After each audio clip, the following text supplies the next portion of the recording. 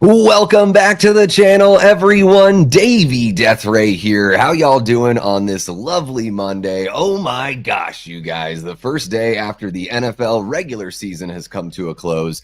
And I am so pumped because my Washington Redskins Commanders football team, whatever the heck you want to call them, I keep on calling them the Redskins. They had a 12-win season with a rookie quarterback and a first year, or at least first year with us, head coach. And I am beside myself. I think they were probably maybe 5, 6, or 7 wins, something like that was what we were expecting. And to lock up the 6th seed and go down to Tampa Bay to Raymond James Stadium to take on Baker Mayfield, and the Tampa Bay Buccaneers.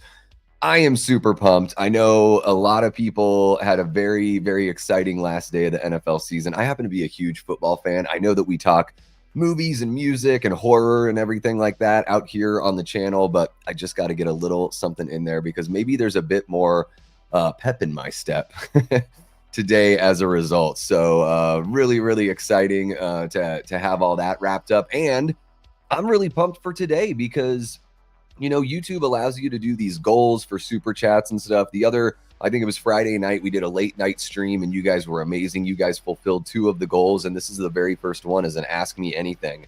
I've never done anything like this. And I mean, for the most part, I think the reason why I haven't done it is the channel's still relatively small. Now, you guys are awesome. You guys show up in great numbers, you know, whenever I go live, and I certainly do appreciate it. And people are really cool about watching the streams after the fact as well. So I thought this might be kind of fun now that we're in a groove. Start 2025. I know it's, you know, the 6th, but start 2025 off with a little something different, a little something new here on the channel. So really excited about that. The second gift, or the second goal that you guys fulfilled, was for a live concert. So I've been practicing my songs already. I'll bust out the acoustic guitar.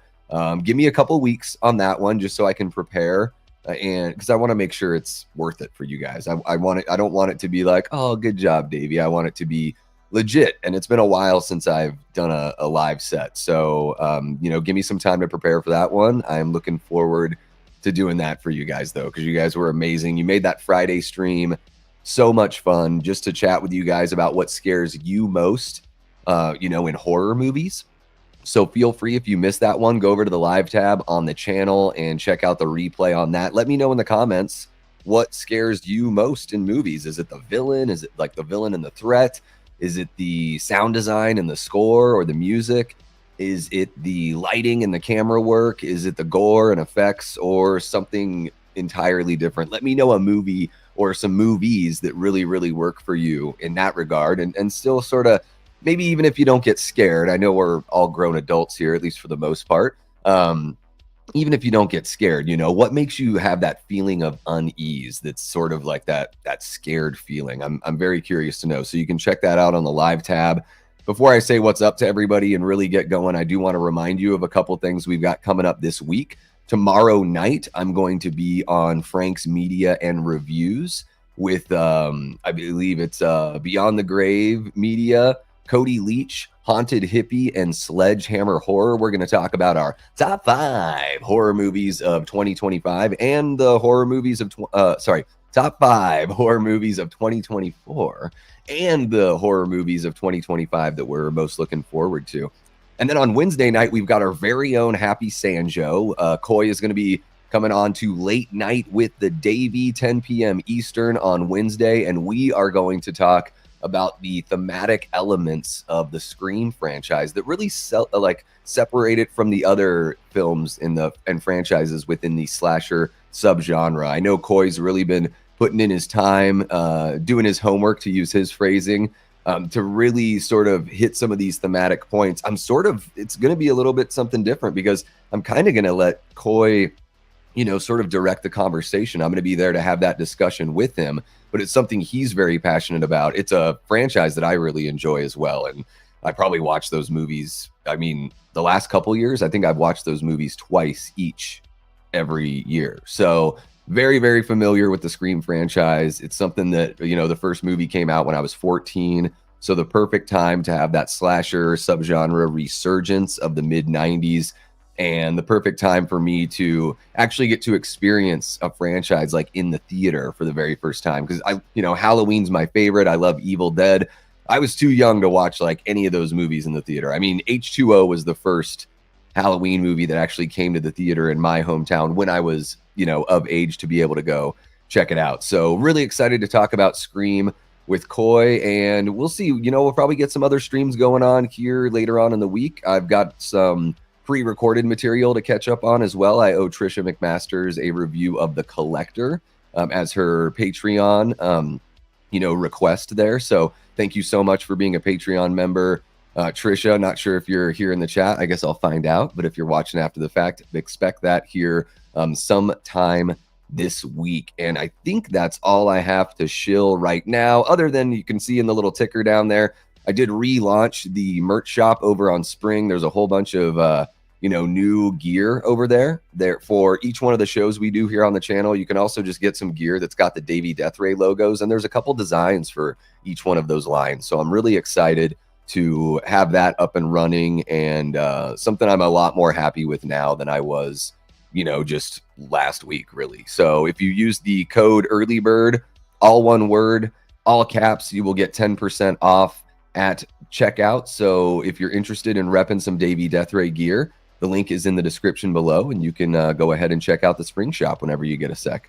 But really, the best thing that you can do for this channel is like the stream, subscribe if you haven't yet, share the channel with somebody that you think would enjoy this kind of content that we do over here, or maybe they just like, watching people talk about random stuff in horror movies. Share the channel with those folks. And, 99 cents gets you in as a channel member. You can certainly tier it up from there. But if you want to become a channel member, we do exclusive streams with the channel members. I got to set one of those up for this week for sure, so I can hang out with all the great channel members.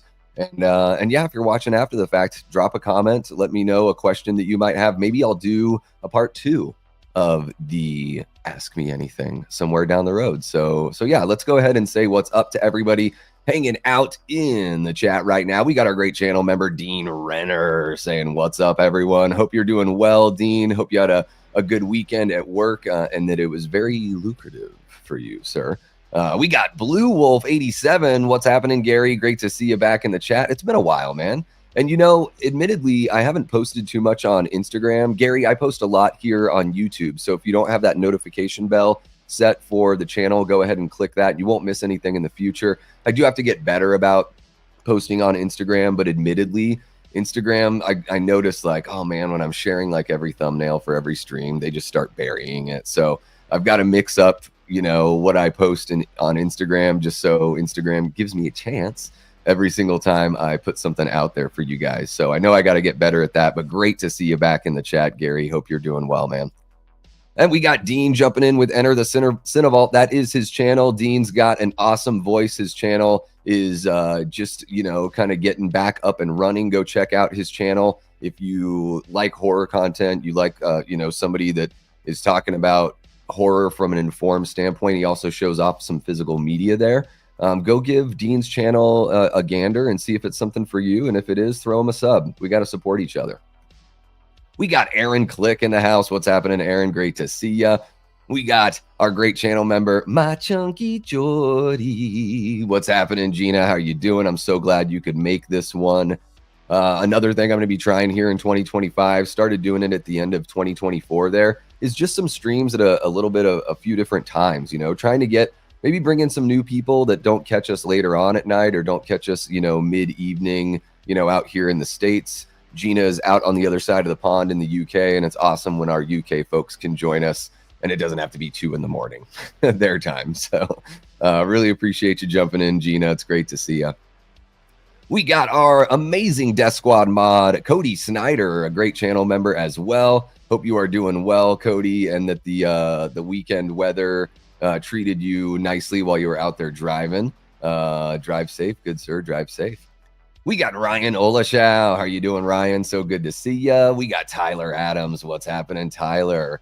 Our great channel member, Big Rod, hanging out. Big Rod, really appreciate the Venmo donation. Guys, if you are feeling like, hey, I want to throw Davey a few bucks, just to help support the channel, but I don't want YouTube or Google or anyone else to take the money. There is a QR code right there. You can scan that QR code.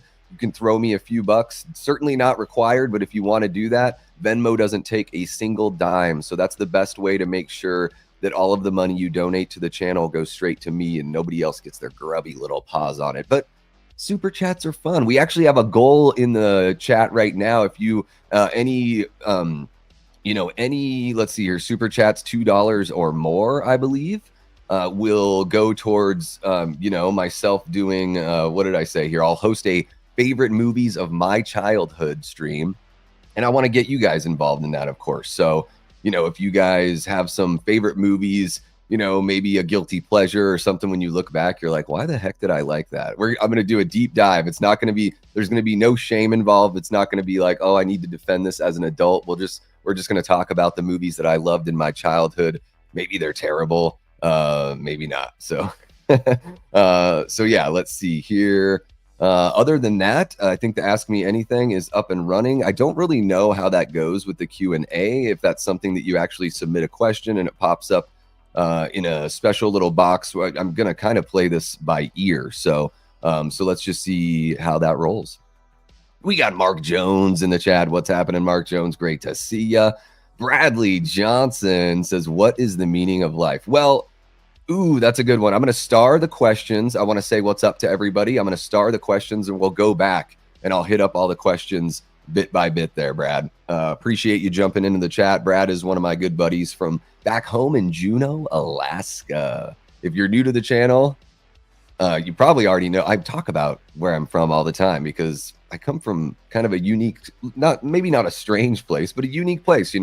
I grew up 23 years in Juneau, Alaska. It certainly is, or certainly was, a big part of making me the person that I am. Finding punk rock in Juneau, Alaska with my friends back in the mid 90s was something that felt so special because punk rock is already underground. So to find it in a city that's landlocked where bands don't travel, and you really have to kind of dig, and you look to your friends to sort of like cultivate that community. So punk rock has been a huge part of my life for going on 30 years now. So Brad, I would imagine maybe, Brad, you feel sort of the same way about the experience that you've had finding your own path, living there in Alaska. It's something really, really special. It's a cold, rainy place, but I wouldn't trade my upbringing for the world.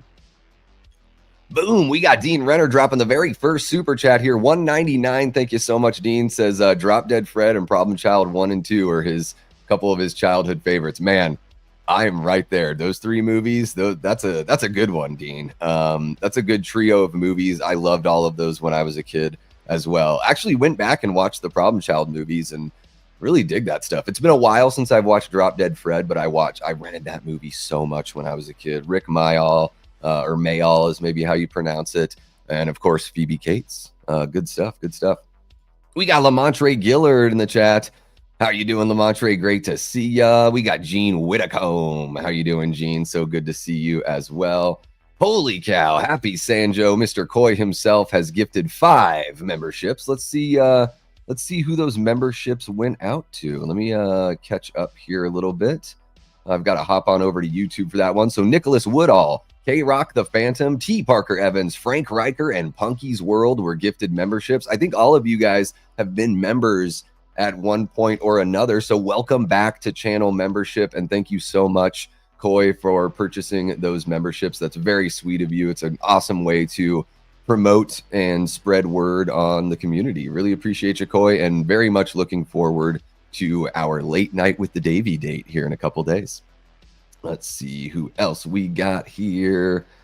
All right, we do have Trisha McMasters, who just re-upped on channel membership, and she's a Patreon member. That's amazing, Trisha. Thank you so much. I'm really looking forward to Happy Sanjo popping up on late night as well. I think this will be the first time it'll be like a channel member, coming on as a guest. So I'm really excited. Coy has started his own channel. It's just getting up and running now, getting his, building that foundation. So if you guys haven't checked out Happy Sanjo's channel, go ahead and give him a gander as well and see if that's something you would like to subscribe to.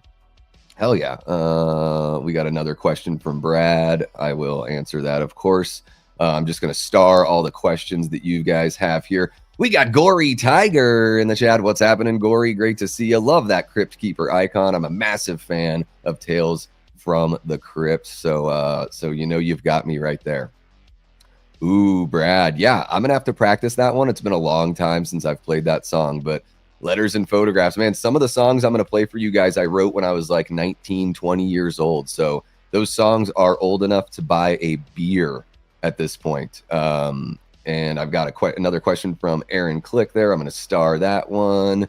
Let's see who else we got jumping in. Just want to make sure I'm saying hello to everyone. We have our original Death Squad mod and channel member Jamie Hart in the chat. Really looking forward to Jamie getting everything back up and running on her page as well. Gotta get back in that YouTube, Jamie, and you know, share your thoughts on all your amazing theater experiences and drive-in experiences you had growing up. Holy cow, we got our guy Foz Rotten. What's happening, Foz? So great to see you. It's been a while. We got to get back on a little movie punks action here this month, Foz. What do you say? I don't know if you caught the stream from the other day or saw that I had watched New Year's Evil on New Year's Eve. Man, that's a punk rock movie. We got to cover that next year. Next December, let's cover New Year's Evil, because that movie, it was a first-time watch for me just the day before the watch party. And I was blown away at how amazing the soundtrack was. And the movie is certainly a punk rock movie for sure. We have our amazing channel member, D.A. Mac. How you doing, D.A.? Hopefully you're having a great 2025 so far. Really appreciate you jumping back in. Yes, happy you will be the maestro on late night. I'm looking forward to that. Looking forward to it. Let's see who else we've got in the chat. Let's see here. Who do we got? Adrian James, what's happening? I'm doing great, Adrian. Hope you are doing well. Also, thank you so much for joining us here. Look at that. Everyone's sharing the love. Super pumped to see Coy pop up on Late Night with the Davey. I'm very excited. I'll keep on saying it. Very, very excited. Boom. Laura Hernandez, one of my good buddies. Laura and I were actually roommates out in Portland years ago. Laura, did we find each other on, like, it must have been Craigslist or something like that? I think you were looking for a roommate at that time. And I think you were specifically looking for a male roommate because I think at that time it was you and Ami in the house. And it was like, we can't handle another lady. We just need a dude that's not going to, you know, take up the bathroom the whole friggin' time. So great to see you, Laura. Hopefully you had a great trip back to Oregon for the holidays. And we should get a hang on. We should watch a movie sometime soon. I'd love to kick it with you and catch up, you know? See who else we got. T. Parker Evans, one of our great brand new channel members, says, thank you for the gift membership. Happy Sanjo. Hell yeah, T. Parker. So pumped to have you as a channel member, man. You are, you know your shit. I love seeing people that know their shit jumping up in the chat and hanging out with us. It's always great to have invigorating conversation with the community here. Let's see. Boom. Koi is going to make it something special. Oh, yeah. Let's see here. I want to make sure I didn't miss anything because I saw Laura became a member. Did I miss her membership? Maybe I just haven't gotten there yet because you guys are popping off in the chat. Love seeing that. We have 22 people in here, folks. That is amazing. You guys are absolutely incredible. Let's see here. Cody is sharing the Enter the Cinevault link so you guys can check out Dean's channel there. T. Parker says, huge day for horror fans and Demi Moore fans. Next, get that Oscar Demi. Yeah, congratulations to Demi Moore for winning the Golden Globe for The Substance. Her performance was amazing in that movie.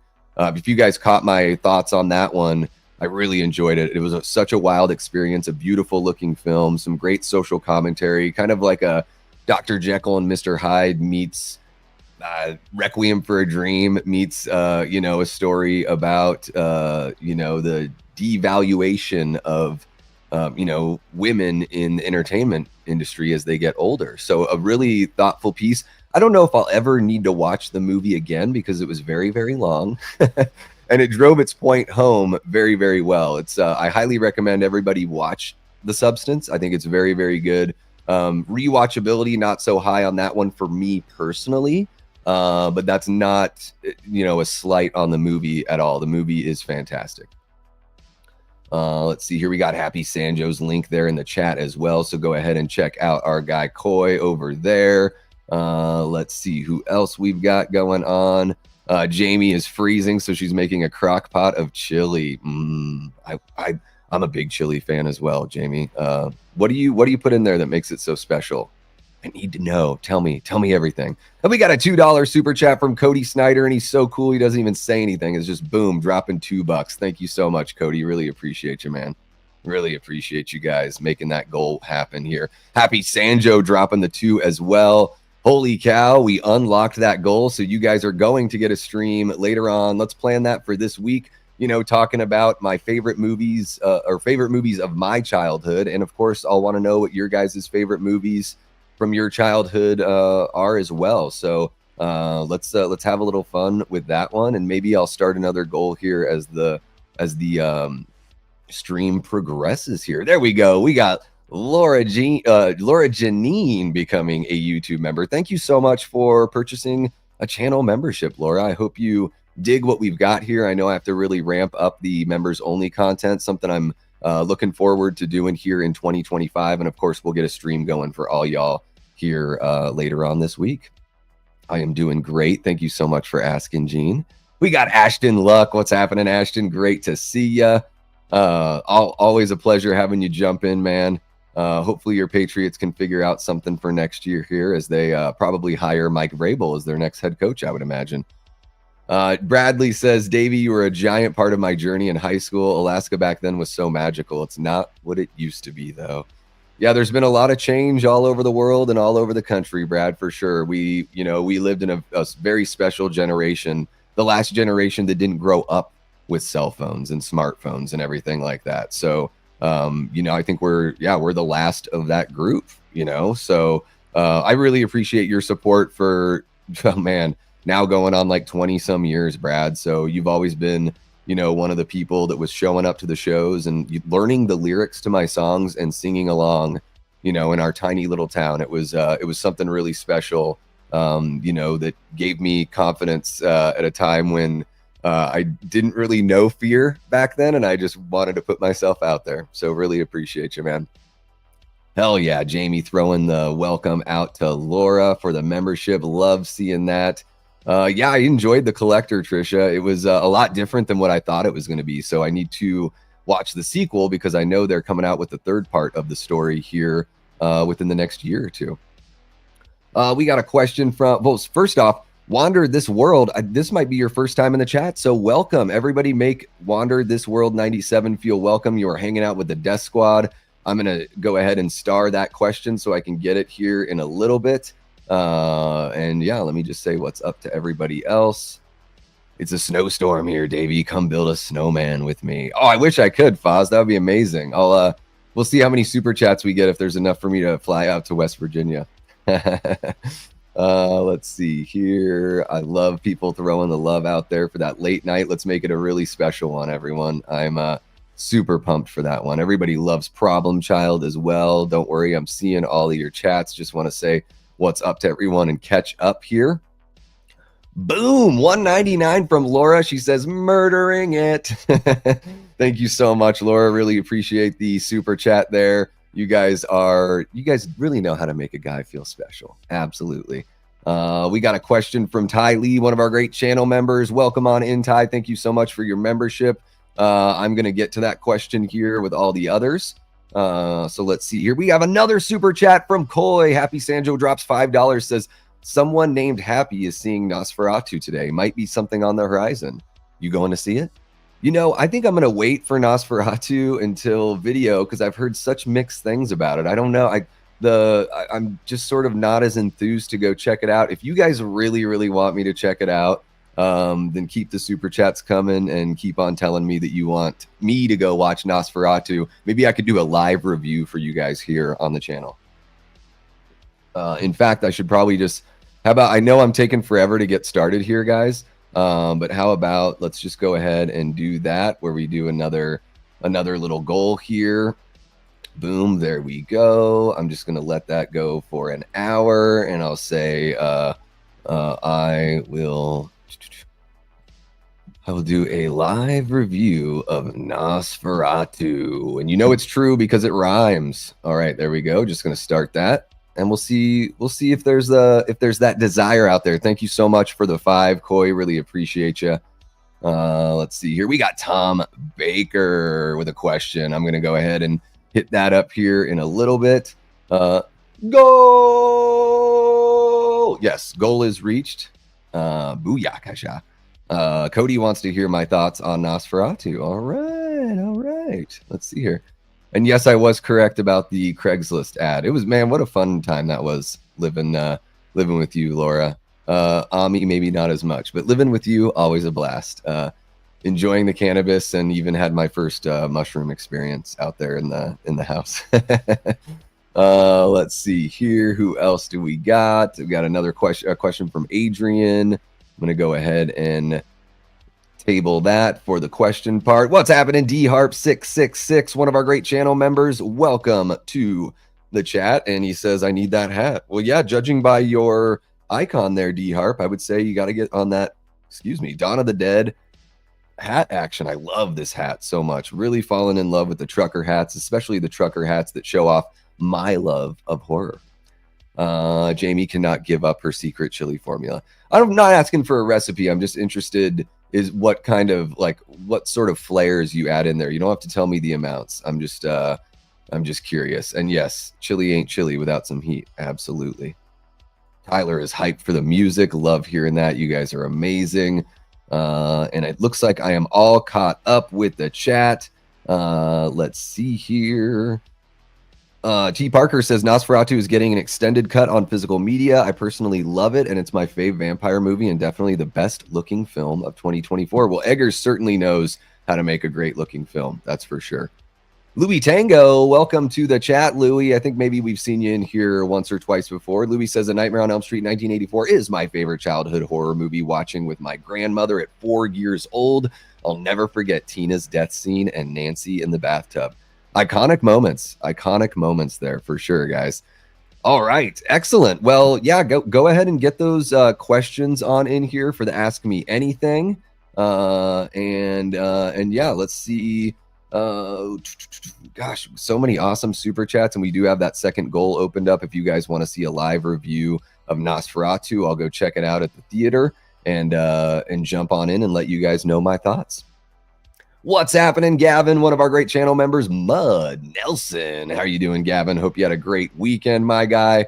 Always a pleasure seeing you jump in here, and always fun seeing your posts on Instagram. I get to live vicariously through you and your amazing physical media pickups. Maybe at some point in my life, I'll be rolling in that dough and I can start collecting some of those special editions as well. But most of the amazing physical media I received in 2024 was gifted by our incredible Death Squad mod and channel member, Eli Cortez, who sent me 30, 40 movies, something like that. Crazy stuff. And Gavin's currently snowed in, so sipping on some whiskey and hanging out for the Ask Me Anything, something like that, Gavin. Maybe whiskey will keep you warm while you're snowed in there. Are you? And you're in Jersey, right? Right, Gavin? You're out in New Jersey, I believe. All right, excellent, guys. Well, I've been chit-chatting for about a half hour. Typical Davey shit, just blah blah blah, saying hello to everybody for friggin' half of the day here. Let's go ahead and jump into your guys's questions here. Looks like we've got quite a few. So, okay, I'm going to go ahead and start with Brad's very first question here. Let me get a sip of water. Oh my goodness, what's going on with my microphone? There we go. I got to replace that cable, guys. What can I say? Got to replace the cable. So Brad asks me, what is the meaning of life? And I'm not going to act like I really know the answer here. Brad, what I'm going to tell you is what my father told me. I was probably 15 or 16 years old. And he told me that the meaning of life is to have as many strong, meaningful relationships as you can have while you're here on Earth, because that's what people will ultimately remember you for, is how you treated them, the types of relationships you had with them while you were here. Those are the things that are going to carry on and be your legacy. So, I grew up Catholic. My dad is very religious, but my family's a religious and spiritual family. And I was never, I'm fortunate because my parents let me watch whatever horror movies I wanted to watch. Ever since I was a little kid, they, encouraged that. By the time I was about 10 years old, I was dressing up as Michael Myers for Halloween after I saw Halloween 2 on television. That was my first experience seeing the Halloween franchise. And I immediately knew that I wanted to be Michael Myers that year for Halloween. I tell the story all the time, but my parents were always great about cultivating my passion and love of film and music. They were always very, very supportive, both, emotionally supportive and also supportive, by buying me a guitar, multiple guitars, and getting me guitar lessons and showing up to every single show that I played. And they've even traveled for shows. So yeah, to me, Brad, it's the meaning of life is a strong relationship with God and a strong relationship with as many people as you can. And that doesn't mean that you just have a bunch of little single serving relationships or anything like that. It means that maybe you only have a core group of really, really close people, but that you make sure that those relationships are very, very strong. I think another thing that I've sort of picked up on my own as I've gotten older is, be yourself. It doesn't mean you have to be a jerk about your opinions, although I kind of am a lot of the time. But also, stay true to yourself and make sure that when you're, cultivating those relationships that you really are having a fair, even back and forth, that you're looking out for the people in your life. And I think that that's the legacy that you leave behind ultimately. And Brad's second question here, he says, Davey, does the carpet match the drapes? Yes, although maybe a bit more red in the carpet than in the drapes, because the hair on top of my head is a little bit darker. I'll just say that. Without getting too in depth. The beard is sort of a giveaway. Maybe it's tough to tell, but my beard has got a little bit of everything. All right. Aaron Click asks, hey, Davey, gonna get a bit personal. Although cannabis is relatively safe, did you ever feel you used it excessively? Oh, for sure. From time to time. There were times like when I was smoking flower a lot, when I moved to Portland in like 08, 09.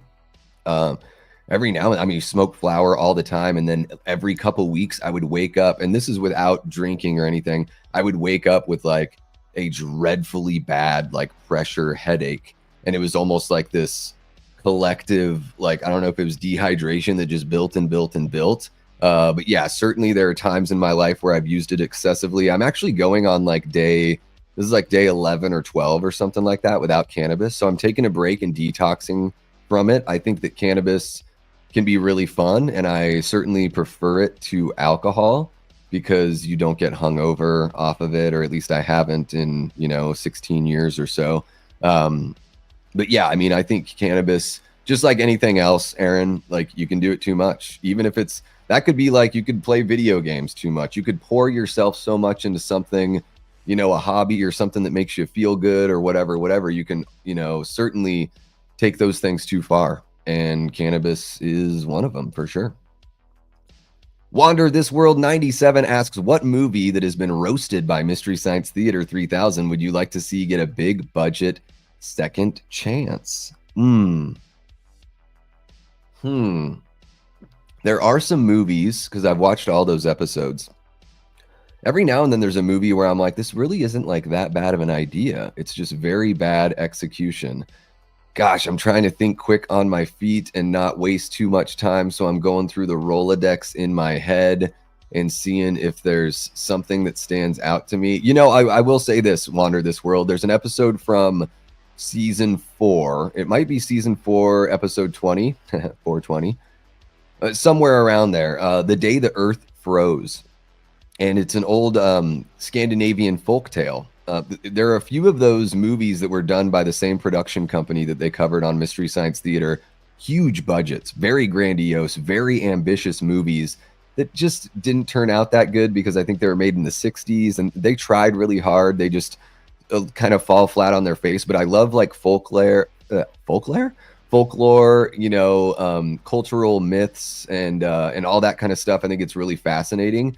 So that's a very interesting story that incorporates some of like the Norse gods and all that kind of stuff. I think The Day the Earth Froze could be a very, very interesting, folklore to bring back in a bigger way. There's a couple other, like The Sword and the Dragon was another one. I'm trying to think of the other one they did, but both of those, Sword and the Dragon and The Day the Earth Froze, could be really, really cool, big budget remakes or, something like that. All right, let's see here. Ty Lee asks, have you seen Strange Darling? I watched it last night and recommend it. I've not seen it, Ty, but I do really love Kyle Gallner as an actor. I think he's amazing. Not only is he, got a good look and, I know the ladies or everyone out there that's attracted to men has probably got a little bit of a thing for Kyle Gallner, and he's a really good performer. So the guy wears like the best mustache in the biz, I think. And is it Willa? What's her name? Willa Ford or something like that. She was in the Scream TV show.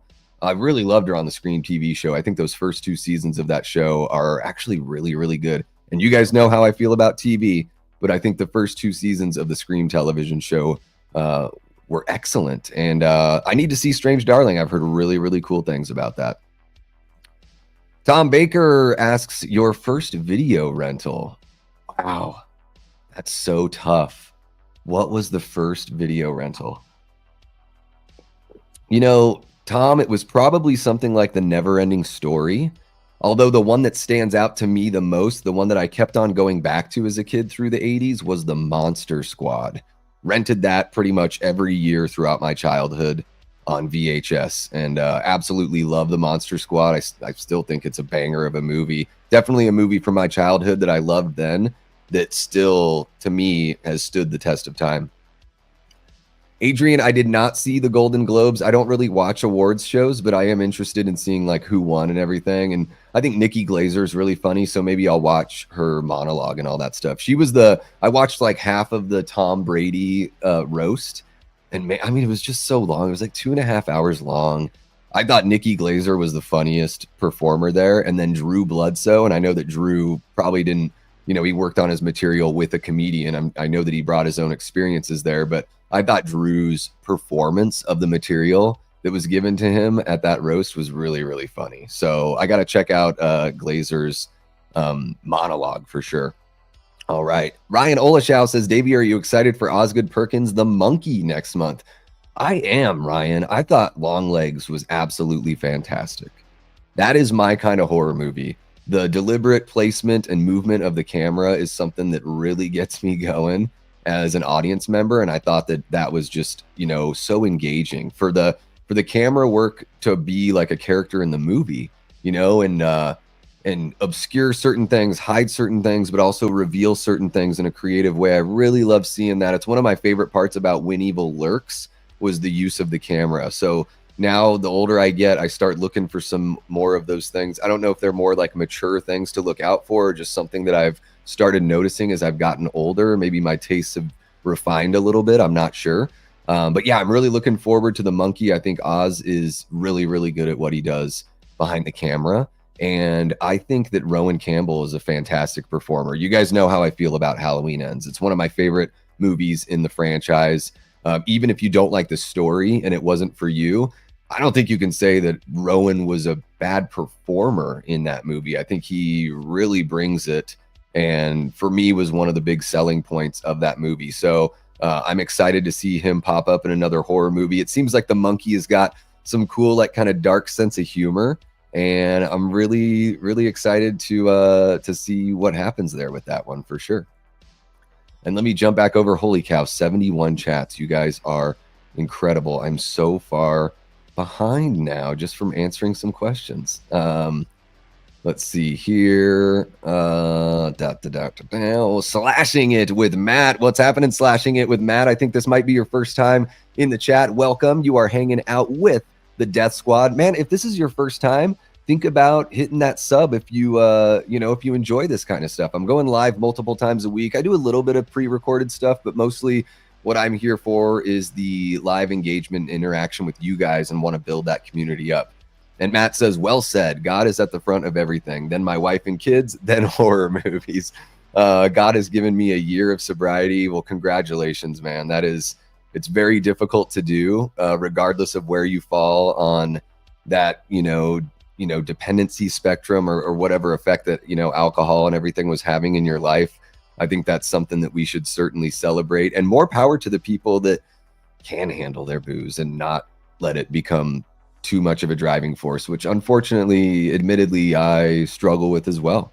That's another thing too that I'm really big on is I find vulnerability to be a very admirable quality, Matt. So I think that going with that meaning of life thing, I think excuse me, I'm just talking so much. I think that being able to show your vulnerability it's so admirable. It puts yourself on a limb, and it also shows the other person that you're sharing those vulnerable moments with, or those people, that it's okay for them to be that way too. I think I'm not going to say like it's courageous or brave, but I think it's something that as we move forward as a society, people don't want to admit their faults. They don't want to admit that they have any vulnerabilities, which just means that they're lying if they don't, because we all do, and we all have weaknesses, and we all have regret and all that kind of stuff. So to not admit it just makes me feel like people are out there thinking that they're little mini dictators, and I'm not too into that, man. Not too into that. Holy cow, Koi, Mr. Happy Sanjo dropping a $20 super chat. You're amazing, Koi. He says, I'm hitting 30 and in struggling with mental health and finding purpose. I'm thankfully in a place where I can start pursuing and pushing life goals. That's awesome, Koi. What is a life goal that's important to you as you get older? What is a channel goal? Well, I think for me, the life goal that's never going to go away, Koi, is, constantly working on that mental health and the finding purpose, finding more confidence within myself. I know that, here when I go live on the channel, there's probably like the air that like, oh my gosh, what confidence it must take to do this sort of thing on YouTube. But really, it's like, you might start off not very confident. I mean, I'm very comfortable talking. I think of myself as a pretty personable guy and everything, but I think never being not satisfied, but never just resting on your laurels, always trying to be a better version of yourself. I know maybe on YouTube, people feel like they're competing with other content creators and everything. I don't feel that way personally. I feel like I'm competing with myself to make sure each stream is better than the last, to make sure that I'm engaging, cultivating something naturally with you guys, and that we're, growing this community, being supportive of one another. That to me is huge. And I guess that's also kind of a channel goal. I mean, I would like to, crossed 1,000 subs back in August. I think it would be really cool if by the end of 2025, we've hit that like 3,000 sub mark, maybe double what we did in 2024 would be really, really cool for the channel. And ultimately, Koi, I would love it if this could be something that I could do full time. That would be amazing. That takes a lot of work and a lot of dedication. And I'm not in the YouTube game to just chase fame and just do what I think people want to see. I want to be completely genuine and 100% myself with you guys. And I don't mind playing the long game. If it takes time to build it, I feel so much better that I would build it being myself and not trying to be something I'm not. People can sniff that shit out from a friggin' mile away on YouTube for sure. At least I can when I watch people on YouTube. Let's see here. By the way, Koi, thank you so much again for the $20 super chat. You guys are absolutely incredible. And that is 1/5 of the way to our next goal there. So anything $2 or more, 4 more of those is going to get us to that second goal, where I will go watch Nosferatu and hop on here and give you guys a live review. Let's see here. I'm burping on the microphone. Very professional. Very professional. Yeah, D-Harp, it's, maybe I'll jump back into it at some point, but there's a couple job opportunities that I'm pursuing, and I may have to pass a test, a drug screening test for that. So I figured a detox would be good no matter what, just to sort of clean the system out, and it'll open up some options, for me to maybe have, just be more financially independent and stable would be great, Let's see here. Let me see if there's any questions I'm missing out on. Okay, I'm going to highlight that one from Gary. Here we go. Aaron's responding there. Gotcha, Davey. I'll never understand using cannabis every couple hours every day. Not to sound uppity, to me that would take the special away from it. Yeah, you start living in a haze. You know, it's always good to take a step back from those things, and then they'll be more special and have a bigger impact when you go enjoy them. You know. Let's see here. Who else we got? Strange Darling is Koi's favorite of the year so far. Favorite of 2024. All right. Hell yeah, man. It's incredible. Hell yeah. 9 out of 10. All right. Ryan's very first rental was the Boondock Saints. Not a bad first rental. Boom. Power Up Productions. Welcome to the chat, Power Up. Everybody make Power Up Productions feel welcome. You're hanging out with a Death Squad. If you dig this kind of stuff, feel free to hit that subscribe button and join us, as it were. The software that I use for streaming is StreamYard. I use StreamYard. Yeah, it's it allows me to do these cool backgrounds and overlays, and have the banner scrolling across and pop up the chats and all that fun stuff. So really dig that. Let's see here. Weed is legal where Jamie lives. Partakes more than once a week. There you go. Hey, that's not so bad. A couple times a week, no big deal. No big deal. Let's see here. I don't know if I'm missing something about. Nope, I'm not missing that one. There's a question about pineapple on pizza. I want to make sure to get that. Let's see here. Who else do we got? Anybody else new popping up in the chat? I am so far behind, you guys. So far behind. Bear with me here. We're in it for the long haul. Whoa, Adrian Phillips drops a 420 super chat. What is the $1? What is that? Is that Australian? Where are you at there, Adrian? Here's to your drug screening test. Thank you so much, Adrian. Really appreciate you. And we are 3 out of 5 there to the next goal, because D Harp also dropped a $2 super chat. Says thanks for the positivity on the channel. You got it, D Harp. Really appreciate you dropping that super chat, of course. And thank you again, Adrian, for that as well. You guys are amazing. The channel members dropping some good old cashito here. Thank you, Jamie, for the reminder. I don't know how there. Yes, that's a great way to do it. Is please, guys, the mods are here to not only keep things clean, but to also help me out, because sometimes you get in the tunnel vision fog of jumping on the stream, and I really appreciate that. Jamie says, "Hey guys, let's help Davey out by making sure you put question all caps before your comment so I can tell what it is." Yeah, love that, Jamie. Thank you so much. THC stays in your system for 30 days. Yep. So I am doing that. I am in it to win it there. Adrian's in Melbourne, Australia. The dollar value was ironic as well. I'm sure you. Oh, of course. Yeah. 420 for life. You know what I mean? You can get it out in 2 weeks if you sweat and drink a lot of water. Well, I'm constantly sweating, D Harp. That's just one of the Conway traits. Conway's my actually given last name. It's surprise. It's not Death Ray. My last name is not Death Ray. Let's see here. Wander This World 97 says knew about the movie, but not the TV show. I'll have to check that out. Yeah, I think all the Mystery Science Theater episodes are on YouTube. They've just been uploaded, and the Mystery Science Theater, the folks that, started the show and everything, they don't, as far as I know, they don't put any sort of copyright strikes. I do think there's a Mystery Science Theater official channel that has some high quality episodes, and then other people have uploaded for their VHS. So if you've never seen The Day the Earth Froze from Mystery Science Theater 3000, it's one of my favorite episodes. Usually people only talk about the episodes like Manos, The Hands of Fate and stuff like that. Maybe Space Mutiny gets some love. Boggy Creek 2, The Legend Continues. There are so many good episodes of that show. I used to videotape.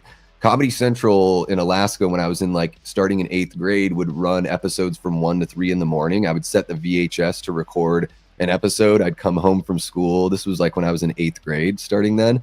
I'd come home from school, make myself a bag of popcorn and a cup of hot cocoa because Alaska's cold, and I'd sit down and watch Mystery Science Theater every day. It's such a huge part of my life. Oh, of course.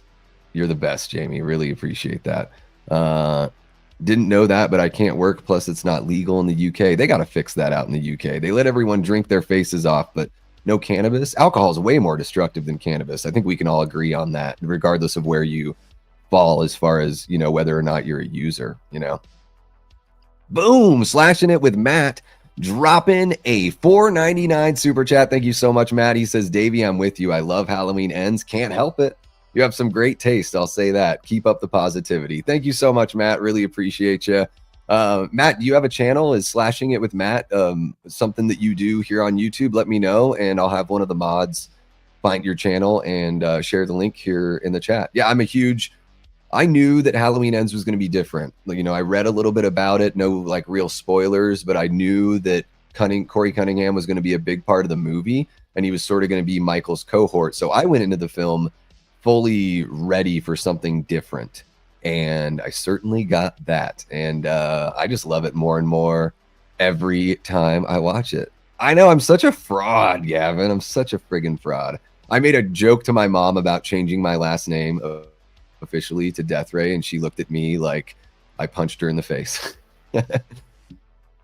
Yeah, I like them both so much, Wander This World. I can't really pick between the two. You know, Mike was the head writer ever since they made the move. I think it was by season 2 on Comedy Central. He was the head writer on the show. So I feel like even when he took over and people have like the Mike and Joel camp, I think it's important to remember that Mike was always the head writer, even though Joel was the creative force behind everything. Yeah. All right, we got a question from Jamie. Another question from Wander This World. Let's see here. Halloween Ends rips. Tyler went in blind. Yeah, I watched it on IMAX opening night, and it just blew my socks off. Kate and I walked out of there just like, oh my God, that was so good. Matt does have a channel. It's been about 2 years since an upload. All right, well, you know, I'll give you a little encouragement, Matt. It can be scary to jump back in, but the best way to do it is just to dive in, just cannonball right off that cliff into the deep end. You know, just you're only going to get more and more comfortable as you get back into it and keep on rolling.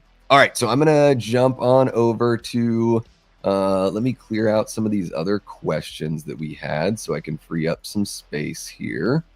There we go. Okay. All right. T. Parker Evans asks, pineapple on pizza, an abomination or life? Well, I just think that's up to the individual person. I think I like pineapple on pizza, especially there's some, I call it a pepper pinapeno, where you do pepperoni, pineapple, and jalapeno. It's a really nice combo. You get the sweetness of the pineapple and the sweetness of the tomato sauce to combat the heat from the pepperoni and the jalapeno. I think it's a really nice harmony of flavor. I get that maybe people aren't into pineapple, but I worked in the pizza business for about 7 years, and I like to get creative. Like, I even like when I make a pizza here at home, sometimes I like to cut up a green apple and put it on like halfway through. So I half bake the pie with whatever meat I've got on there, and then I throw some apple on at the very end. Just another, like, I'm a big green apple fan, Granny Smith for life, and goes really, really well on pizza. Thank you so much for the question, T. Parker. Gary asked, what was my movie of 2024? My favorite movie of 2024. It's so tough. It's gotta be, it's like a dead heat between Late Night with the Devil and Longlegs for me. I know a lot of people with Late Night with the Devil, they're like, but it wasn't scary. But I loved not only the concept, I love like the real-time aspect of the film. I like the immersion. I really felt like I was there watching a show from a talk show from the 70s. I feel like David Dastmalchian's performance as Jack Delroy was just so incredibly impressive. And man, being a talk show host has got to be one of the most difficult jobs. And not only that, but to take that role on as a performer, I would imagine he studied a lot of the older guys like Dick Cavett and Johnny Carson and all that kind of stuff to sort of, I would love to interview David and have that conversation with him, because he seems like a really genuine, awesome, kind of like normal guy. And he just, the charm, the amount of charm in his performance, I'm getting goosebumps just thinking about it. And I think everyone did a really good job in that movie. All of the performances were really good. The little Easter eggs of all the hidden stuff you see in the background, the times that you see his wife's ghost and everything like that. And man, he just like, I bought it. I bought every little bit of the concept and the execution of that movie. So I think style wise, it's got to be Late Night with the Devil. And then if I'm talking about just like a beautiful, movie that is just off kilter, I would go Long Legs. Very satisfying for me. Loved Long Legs. Thank you so much for the question, Gary. Laura Janine asks, what was the first movie you bought with your own money? Jaws.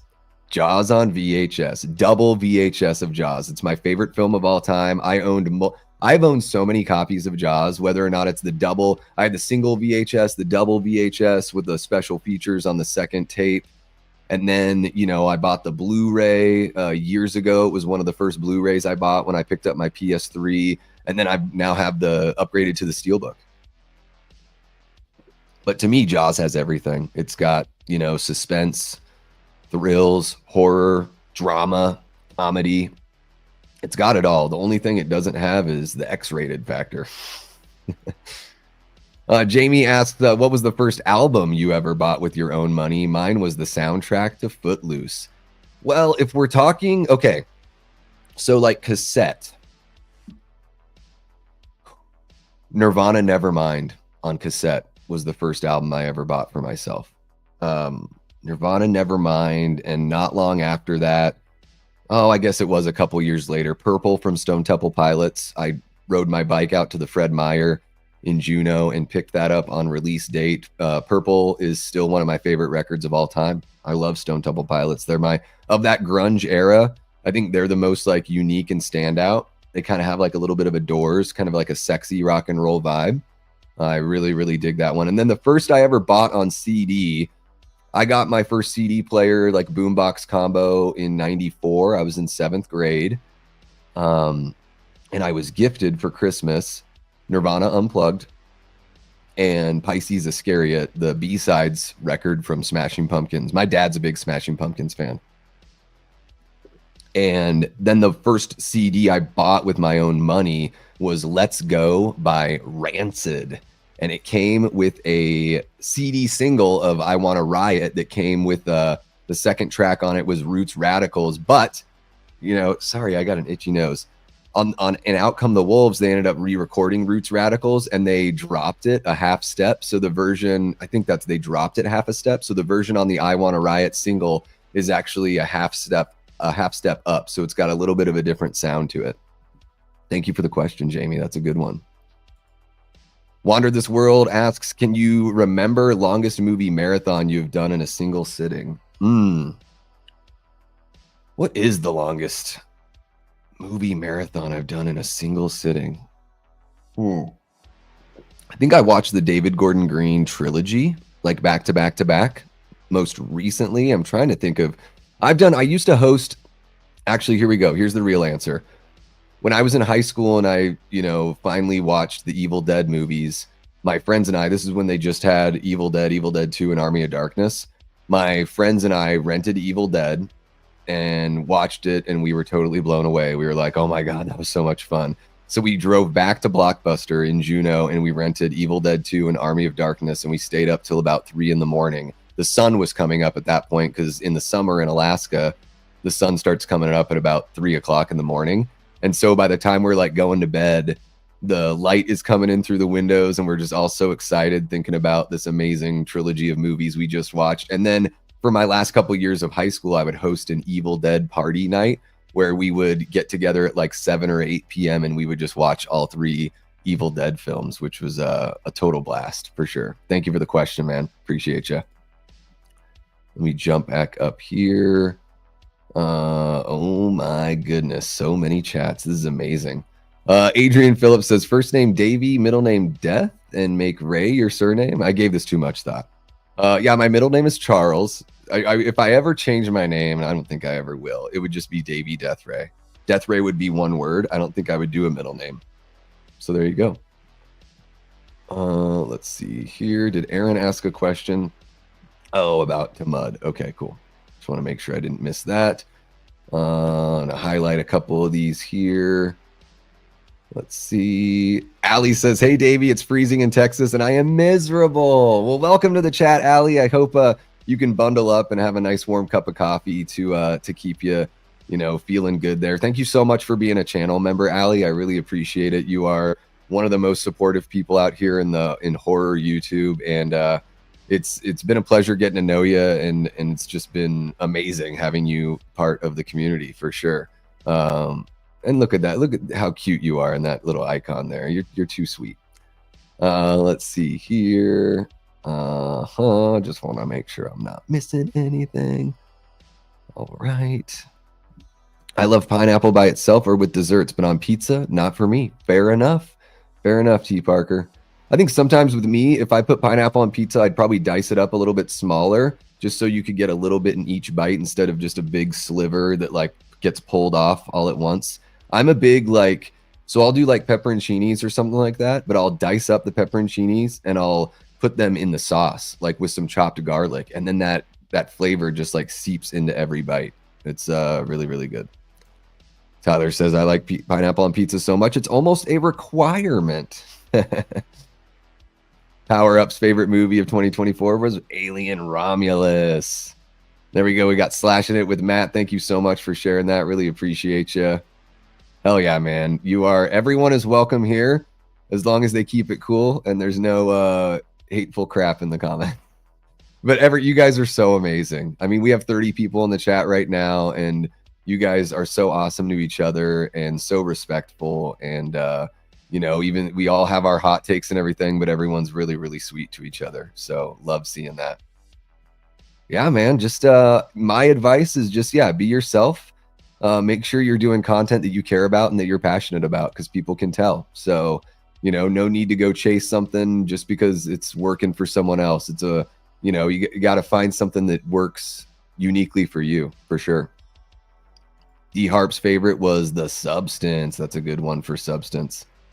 Dune 2 for Medley Man. Welcome to the chat, Medley Man. Thank you so much for being a Patreon member. Really appreciate that. Let's see here. Gavin asked, did you ever find a nice spot for that Jaws thing I bought you? Yes, Gavin, I've got it right next. Like, I have a bookshelf to my right, and it's got comic books. It's got behind the scenes books on movies. I have some of my favorite pop vinyl figures. I have a Michael Myers bobblehead.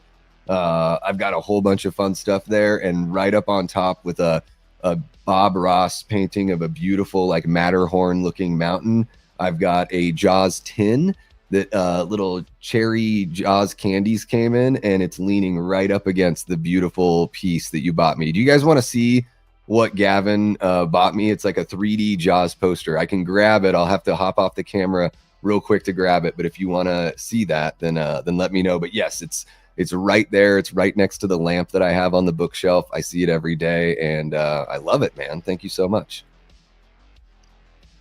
Let's see here. Boom, Brother Fluff Salisbury. Welcome to the chat. Thank you so much for being a channel member. Brother Fluff says, Happy New Year, everyone. I've been doing the dad thing with my kids for a while. That's awesome, man. You got to be there. I don't know what it's like to be a parent, but I respect the hell out of parents out there, especially, the parents that really do invest that time with their kids and set them up the best you can for their life. Really, really respect the hell out of that, man.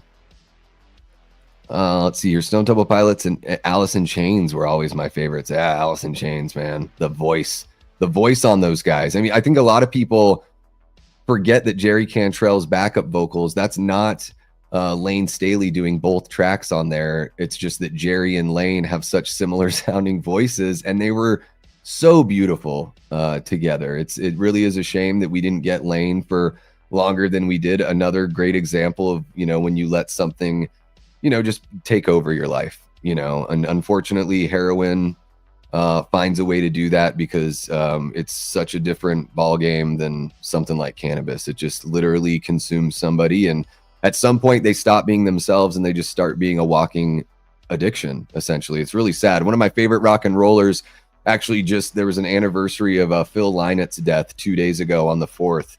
Phil Lynott was the lead singer and bassist of Thin Lizzy, and I think that Thin Lizzy is the most underrated rock and roll band of all time and one of the greatest rock and roll bands of all time. And fuck heroin for taking him and so many others away from us, unfortunately. It's really sad that we could have gotten decades and decades more of beautiful music, because Phil wrote some really interesting, unique style of rock and roll, and one of the most influential rock and roll bands, I think, of all time as well. Let's see here. I am going to highlight a couple more questions here. Yes, Jamie, thank you for reminding folks. Guys, I don't want to miss your questions, so put question in all caps before, and I'll make sure to be able to grab those for you. I just want to make sure I don't miss anything here. Everyone's talking about their longest movie marathons. This is really fun. Don't click that if you haven't watched The Wire. Oh my goodness. Yeah. The Wire talk, we need to let's keep things on the rails here. I'm going to actually put the stream to a quick pause here. Guys, as the community continues to grow and we hop on for streams that have a specific, this isn't Ask Me Anything. So if, I've never seen The Wire, so you can ask a question about it. I'm not going to know what you're talking about, but I do want to make sure moving forward on the Davey Death Ray channel that when we have a specific topic of discussion for the stream, just to keep things on topic if you can. If you can't, then I'm just going to scan by, what you're commenting. I don't want you to be butthurt or think that I'm ignoring you. I just want to keep things on point for sure. So really, really appreciate that. Yes, Davey, whip it out. Okay, guys, I'm going to grab that 3D poster. One sec.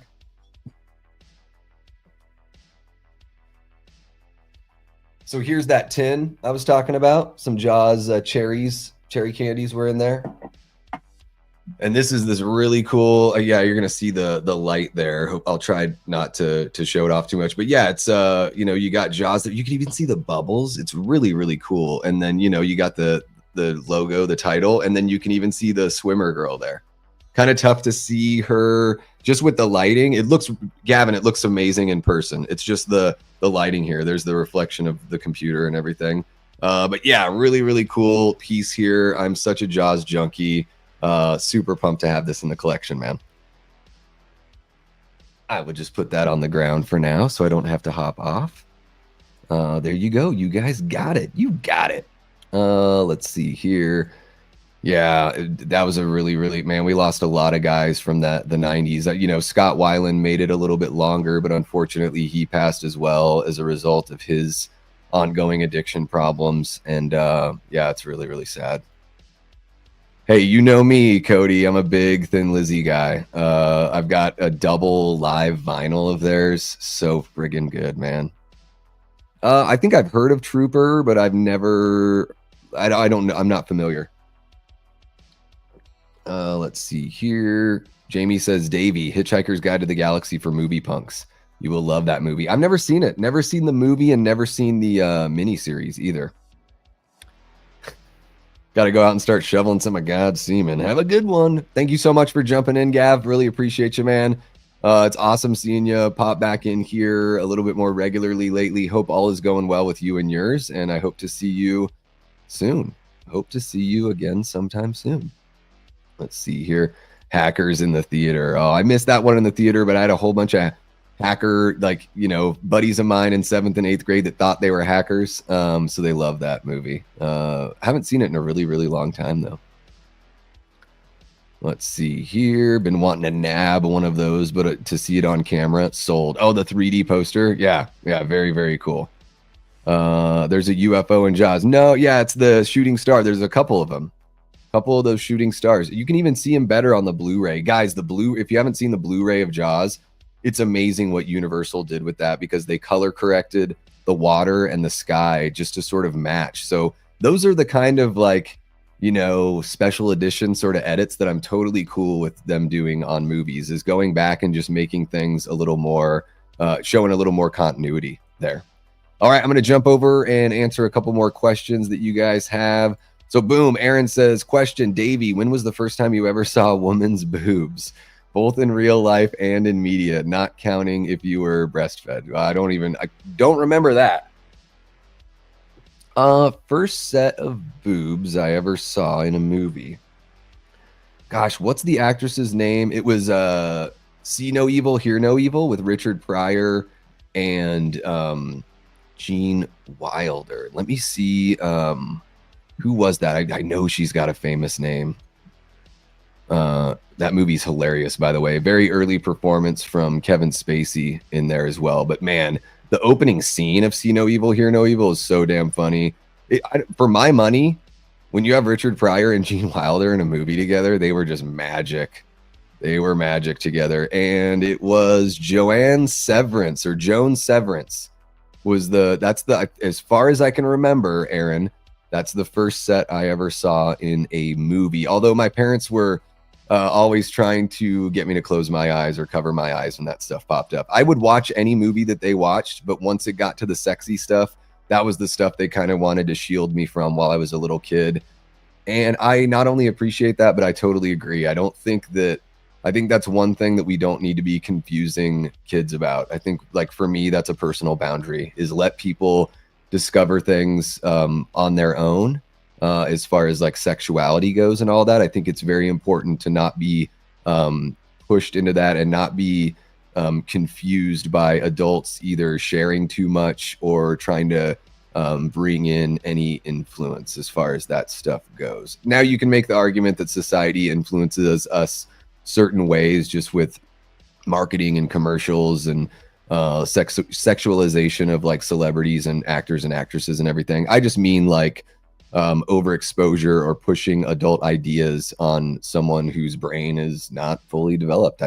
Regardless of where you fall on that sexuality spectrum, I just think it's best to let people discover it themselves. And then, God, this is so personal, Aaron. The first I ever saw in real life was, I'm not going to name the person. I don't want to do anything like that, but my girlfriend in high school was the first time I ever saw. So we started dating when we were freshmen, and I think it was that summer after, or maybe the next year. She was stacked, dude. 36D as a freshman in high school. It was bonkers. But yeah, that's the first time. That is funny. Hopefully YouTube doesn't hate me for this, all this talk. Gene says, Davey Deathray, is there a movie that was so bad you will never watch it again? Oh, sure. There's plenty of them, Gene. I'm trying to think of one that really stands out. Superman Returns. I think that movie's trash. I'll never watch it again. It's got a couple good moments. Nothing wrong with Brandon Routh. I think Kevin Spacey was so poorly cast as Lex Luthor. I thought that was about as off as you can be casting the character of Lex.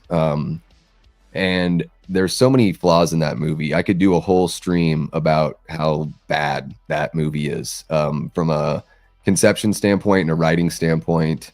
That movie really doesn't understand the character of Superman. And I'm not even the biggest Superman nut, but I know that for sure, that movie does not understand the character of Superman. And then, like the Child's Play remake, never going to watch that again. I made about 15 minutes into the RoboCop remake. I'm never going to finish that or watch that again.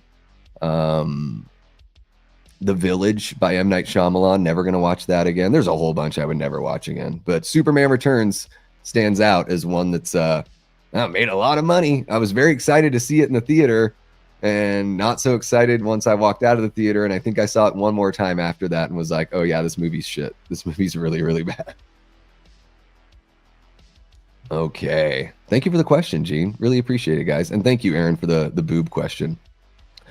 Holy cow, Power Up Productions drops a $9.99 super chat and says, been a sub since the summer and I love the content. I've been making content for a year and went from 36 subs to 77 subs in 2024.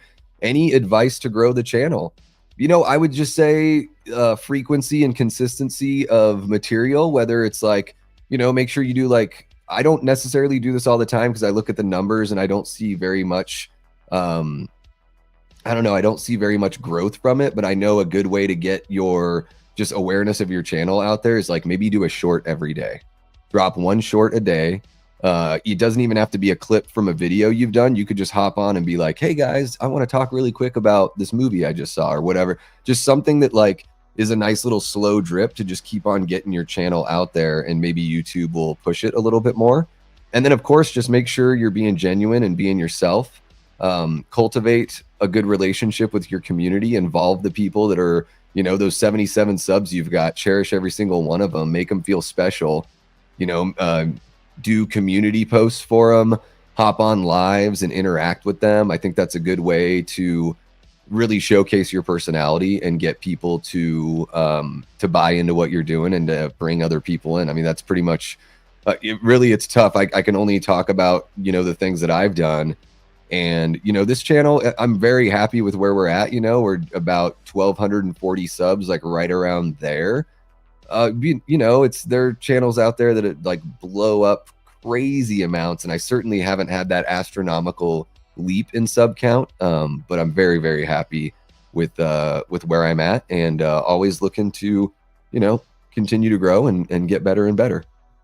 Thank you so much for the super chat, Power Up Productions. Really appreciate you. And boom, there you guys go. You have unlocked the second goal. I will do a live review of Nosferatu. So I've got some plans for this evening, but I will probably go watch that movie tomorrow. I'll go check it out tomorrow, and then look forward to a review coming sometime this week. I'm already booked up tomorrow night for Frank's Movies and Reviews, and then late night with the Davey on Wednesday. So maybe Thursday or Friday, you could get a live review. So that would be very, very fun. Thank you so much for helping us reach that goal, Power Up Productions. You are awesome.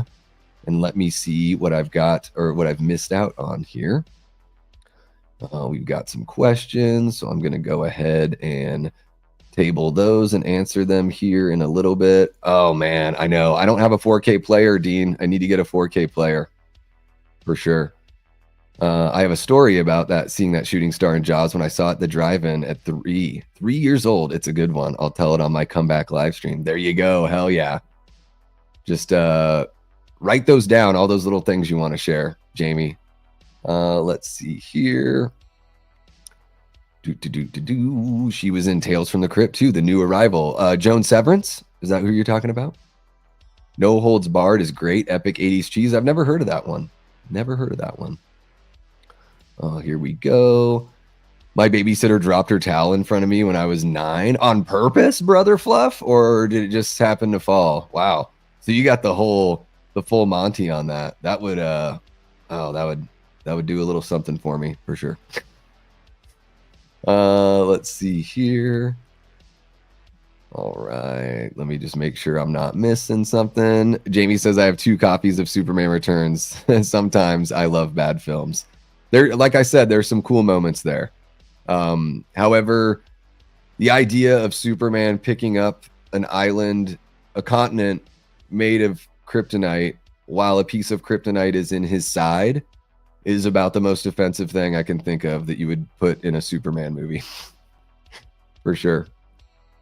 Let's see here. Power Up Productions. Jamie's dropping the link. Thank you so much, Jamie. Really appreciate that. Early day with the Davey. What's happening, Jeff? How are you doing, man? I really like Jeff's channel, John Doe Juggalo. Jeff does a lot of like thrifty pickups and stuff like that, is always showing off his new physical media. Something that he does really well over there on his channel. So feel free to check him out if you would like. Let's see here. Okay. I think I've got... Oh, there we go. So I see you kind of posted the same question twice there, Allie, but it looks like you got to finish your thought the second time. Okay, excellent. So let me jump in and get those. Wander This World 97 asks, which do you like more, Deep Blue Sea or Lake Placid? My favorite in the theater, my favorite in-theater double feature back in 1999. I like Deep Blue Sea more. To me, it kind of feels like Aliens with sharks, and I love sharks. I've been obsessed. I was the kind of kid that would go to, but long before Shark Week, I would go to the library in Juneau, and I would check out the National Geographic Shark VHS, and I would, check out books about sharks. And I probably should have gone to school for that and done something with that in my life, because I respect the hell out of sharks. They didn't need any evolution to keep on living here. Plus, you have some really good performances from like Stellan Skarsgård, or Skarsgård, right? Skarsgård, yeah. Stellan Skarsgård, Samuel L. Jackson, Michael Rappaport. I think LL Cool J is really charming in that one as well. I like Deep Blue Sea a lot. Really, really dug it. Haven't seen it in a little bit, but I absolutely adore that. Thank you for the question, man. Medley Man says rank your top 5 or 10 if you're feeling cool franchises to marathon. Top five franchises to marathon. Man, so I don't know if I want to pick like really long franchises. I would say my top would be Evil Dead. I think would be a really easy franchise to marathon because it's almost like, you know, of course the first 3 sort of bleed into one another. But then the Evil Dead 2013 and Evil Dead Rise are just their independent stories. So I think that would make it kind of keep things sort of fresh. I think, let's see here, the Alien franchise would be a fun one to marathon, even though I'm not pumped on all the movies there. There's a few really good ones, in my opinion. I still haven't seen Romulus. Still need to see Romulus. What else? Star Wars could be really cool to marathon. I've done the Lord of the Rings extended cut marathon with my buddies back in 03 or 04, whenever it was that they were all out. Gosh, it's tough to think of 5. I'm going to cap it at those 3. How about that? I gave you 3. Thank you for the question, Medley Man. Tyler Adams asks, do you know what you would pick for your last meal? Oh, man, why are you going to make me do that? Last meal.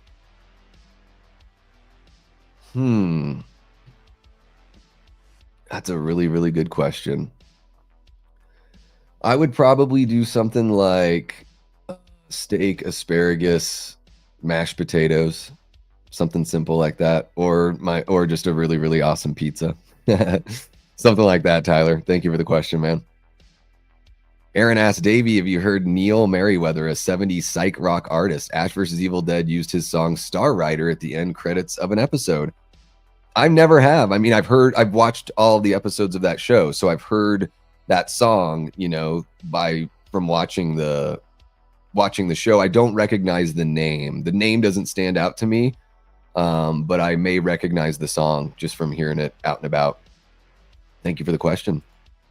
Medley Man says, it's kind of a question. I liked the Batman v Superman Lex Luthor the most. Is that weird? I don't think so. I think Batman v Superman, the Ultimate Edition, is one of the best comic book movies I've ever seen. Hot take. I think Jesse Eisenberg's Lex is maybe a little bit distracting with all the... But other than that weird performance quirk, I do like Lex in that movie. Although I'm kind of over Lex. It's like, does he need to be in every Superman movie? Apparently. Imagine if the Joker was in like every Batman movie. Do we need that? Does that just say that the character is so weak that no one even knows who another villain of Superman is? I think it's low-hanging fruit, I'll say that, to just keep on putting Lex in every single one of these damn movies. And Allie Girl asked, question, Davey, if you could have dinner with someone you are a fan of who is no longer with us, who would it be? George A. Romero, Allie. My favorite director. I love his zombie films. I mean, Survival of the Dead I do not love, but I love all the others. Even Diary of the Dead, I find some good things to take away in that one. And I feel like George would be so interesting. You know, he grew up, you know, he was a full-on adult when everything was going on in the 60s. And he found a really great way to use social commentary in his movies, but to not hit you over the head with his message, and to make sure that the movies were entertaining on a base level. And then you could look for that social message. You could dive into what he's really saying about us. But the movies, I truly believe this, you know, we're getting into a lot of like hardcore, just in your face messaging in movies. And I do think the number one thing that people should do when they make a movie is make sure that the movie's good first. Tell a good story, then find a subtle way to sneak in those, you know, socio-political points that you want to make. Don't do it in a way that insults the audience. Let the audience sort of meet you halfway a little bit. I think to me that garners more respect for the filmmaker, and I think it shows that the filmmaker respects the audience, which is huge for me. And I think that George, even though George and I personally might feel different about certain political, you know, I would say that George was certainly more left-leaning than I am in my personal life, Allie. We don't need to get into all the nuances and everything with that, but I think that George makes very, very good socio-political points, and I can certainly see and appreciate his point of view, even if I don't or may not agree with everything he's saying or with just all of his personal feelings. Because I've watched a lot of featurette and documentary material where he kind of dives in a little bit about that stuff. You know, he said that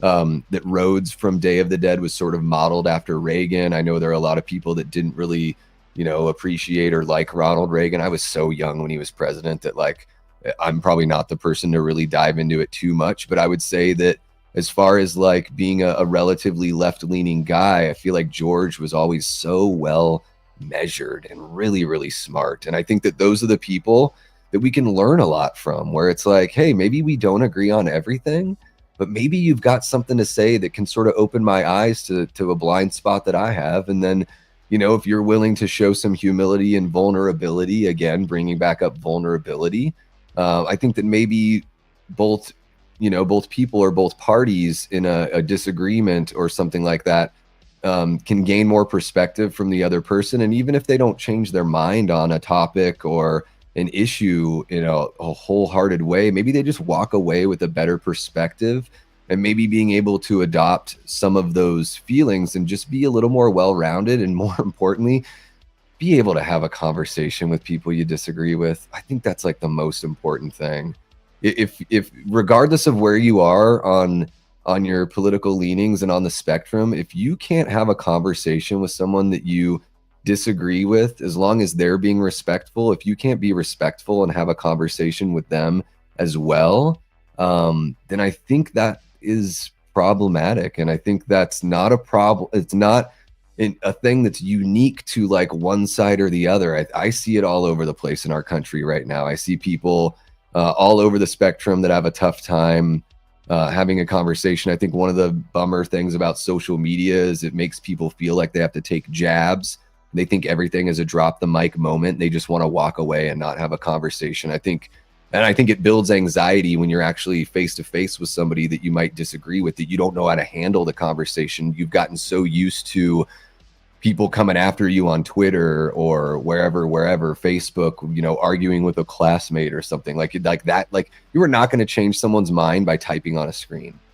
You are only going to find greater understanding and appreciation for one another if you can have a conversation face to face. And I would love to see people sort of get back to that for the betterment and the good of every single one of us. And it doesn't mean you have to compromise who you are or what you believe in. I think it's just important to have the conversation. What the people in power is the last. Don't want to get too off the rails here and start turning people off, but I do, and I've said this before on the channel, the people in power, regardless of what their political leanings are, the people that have the money and have the political power want us to be divided because it keeps them in power. The scariest thing for them is for you to have a conversation with your neighbor and to find out that even though you might disagree on some important issues, that maybe you agree on like way of life and that you want the best for your neighbor. That's scary stuff for the people in power. Because I don't care if you disagree with me, I still want you to have a really good life. I just don't want anyone's life to be better at the sacrifice of someone else's enrichment. So there you go. Vote for me, Davey Deathray, 2028. Thank you for the question, Allie. Sorry I took 5 years to answer it there. Or maybe that's what you wanted. I don't know. That's the thing with the with the Ask Me Anything. I want to, maybe the question will be, or the answer will be long form. So just bear with me. Here we are, an hour and a half into the stream. We'll probably go just a couple hours, I guess, if you guys hang out longer, and then I'll just sort of keep it rolling. So let's see here. Yes, please make sure to put question there. Thank you so much. Evil Dead Marathon would be awesome. Maybe we should do that on the channel. It could be kind of fun. What do you guys think? Watch Party Marathon? Holy cow. Could you guys do it? I agree, Medley Man. Alien 3 is not the franchise's low point. I think Resurrection's kind of weak. I think Covenant was really bad as well. There you go, Gene. Another movie I'll never watch again is Alien Covenant. I know Prometheus has its problems, but Prometheus also like makes me think in a way that I really enjoy. Take care, Gina. Hope you have a good one. So glad you were able to jump in on the stream. Appreciate you. Let's see here. Who else do we got? Vincent Price is who Cody would want to have that meal with. That's really cool. Glad you appreciate the answer there, Allie, of course. Robin Williams. Wow, that's a really good answer, Jamie. That would be like, could I even get a word in edgewise? And you guys know I like to talk. Kurt Cobain, that's another good one. What is his name? Jason David Frank. Is that what his name is? The Green Ranger from Power Rangers. Heard that guy was amazing. It's really, really sad that he was fighting with some stuff internally that he couldn't get past because there's so much love out there for him. I'm not a Power Rangers fan myself. I was a little bit too old, or at least it seemed too little kiddie for me when they popped off here. But I know it's a huge part of a lot of people's childhood, and certainly would never want to lose somebody because they were fighting their own demons and decided to end things. So yeah, that's a tough loss for all the fans and fans of creative folks and performers. Ryan says mine is Larry Hagman from Dallas, and I dream of Jeannie. I would love to have dinner with. That's awesome. What's happening, Raw Silly? How you doing? Says, I caught the live stream. You sure did. We're trying some new things out here and going live at different times just to see if we can bring in some folks that don't get to join us, on all the later streams that I usually do. I would have said David Lynch, but he's still with us. Knock on wood. Yeah, he's still going strong. He's got to be, in his 80s? Early 80s, something like that. We got a question from Dean. Thank you so much, Allie. I try to choose my words wisely because I know that's, the last thing people want when they jump on YouTube is to hear somebody demagoguing about their extreme views. I don't think I have extreme views. Maybe some people would say that if I just wrote down what I believed on a piece of paper, they might feel that way. But again, I think it's the conversation is really, really important to have for sure. Oh, thank you so much, Ryan. Thank you, Wander This World. I really do appreciate that, guys. I talk about vulnerability. Whenever I talk about that kind of stuff, I do feel like I'm going out a little bit on a limb, and it's great to hear, that it resonates with you guys. And I think that sort of proves that, guys, we could have I feel like we're about to have a really great swing where stuff is gonna start evening out. People are gonna want to have those conversations. They're gonna want to stop doing the knee-jerk name calling and all that. And I mean this all across. Like, I just don't think, whether or not you like a politician or not, there's got to be, you got to show that you're actually putting in some thought and not just saying the most obvious, like, bottom of the barrel. Like, sometimes when people say things about whoever, a politician or whatever, a lot of times it feels like they're regurgitating talking points that they've heard. And that just sort of shows to me that the powers that be, the media, the people in power, whatever, they do want a certain amount of control over all of us. There's somebody out there vying for control of your thoughts and of not only the way you think, but the way you treat your loved ones and everything. It can be really scary stuff. You got to have your own compass, and you have to be able to get along with people from all walks of life. I think it's really, really important. It's the only way we're going to find greater understanding and a greater worldwide community, for sure. Jamie, I believe in truth, justice, the American way, and more boobies in movies. There you go. Hell yeah, Allie. How about this? Vincent DeSantis can be my running mate, or maybe I should be his running mate. He's a lot smarter than I am. If you're doing an Evil Dead marathon, I want to be on with you. There you go. I could do guests for each movie. I could bring on a couple guests for each one. That could be really, really fun. There you go. Trisha loves it. Aaron says, I have a friend who I disagree with sociopolitically, but in person we get along well. He's a dick online, though. Well, and I just think that everyone needs to get away from being that way online. It doesn't do, all it does is make you look like you're saying, it makes you look like a dick. You're not going to change anyone's mind, and people are just going to think you're part of some cult or something. You know what I mean?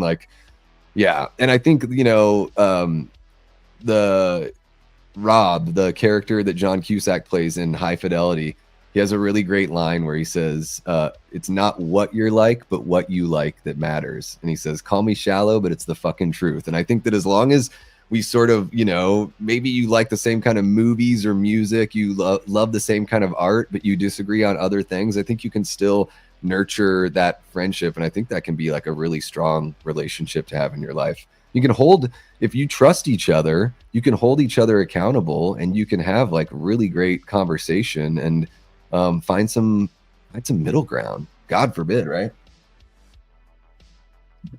Okay, let's see here. Yeah, Medley Man, I totally agree with you there. It is a cheap excuse for sure. There we go. Oh, I love the Mighty Morphin Power Rangers. Yeah, I was like in 6th or 7th grade when they really started popping off. And at that time, I was like listening to Green Day and, watching horror movie. It just to me seemed like a little kid thing. I'm sure I know I saw an episode or two after school on like Fox Kids or whatever, probably waiting for a different show. But the Ninja Turtles were like my Power Rangers, my Pokemon. It was TMNT for sure. Let's see here. We got some more questions here. You don't have extreme views, Davey. Thank you so much, Jamie. I do appreciate that. I try to be very thoughtful on all that stuff. And if I haven't been able to put thought into it or don't feel confident in my feelings, then I'm just going to shut my mouth, right? I think that's another thing to remember too. Everyone has the right to their own opinion, but some people have opinions that just aren't very well informed. So even though you have the right to it, maybe it just doesn't need to be shared unless that's something that you're really, really well versed in. What's happening, Ryan Swayze? How you doing? Welcome to the chat. Hope you are doing well. I am doing an Ask Me Anything. If you've got a question for me, Ryan, please feel free. But put in all caps question before your question so I don't miss it. Hope you're doing well, man. President Death Ray has a good sound to it. I could be the first president with a beard since like Ulysses S. Grant or whoever the last president with a beard was. I don't even know. Let's see here. It's all about respect and love. No matter what you believe, you have my respect. That's very sweet, Trisha. And I agree. We gotta find a way to get along. We need to be in each other's corner, against the powers that be. President Death Ray, we support. Oh yeah. I should do some propaganda art. Would be kind of funny. Definitely would love a Davey Vinny team. That's great. I love to hear it. Stay away from pro wrestling Twitter. Holy shit. Yeah, Scream Twitter's pretty bad too. Whatever. I mean, you're gonna find that on Twitter all over the place. I limit my engagement out there on Twitter for sure. Cesspool of drama. I agree. All right, and we've got some more questions that have dropped here. Let's see. Dean Renner, one of our great channel members, says, outside of horror, what is your second favorite genre of movies? Comedy, Dean. Comedy. I grew up watching like Airplane, Naked Gun, Spaceballs, Robin Hood, Men in Tights, Hot Shots, Fletch, Caddyshack, Vacation, Christmas Vacation. I love comedies. I am a huge, I want to escape when I watch movies. So I like horror and I like comedies because they help me escape. I don't need any of that drama kind of movies. Not to say that there aren't good drama movies. I mean, Goodfellas, I really, really appreciate that kind of stuff. But I want some escapism for sure. Medley Man asked, what movies that you currently don't like would you love if disrespect wasn't a factor you even thought of? I don't know what that question, I don't know what you're asking, Medley Man. If disrespect wasn't a factor, I don't, if I felt that they don't respect me as an audience member, I don't know.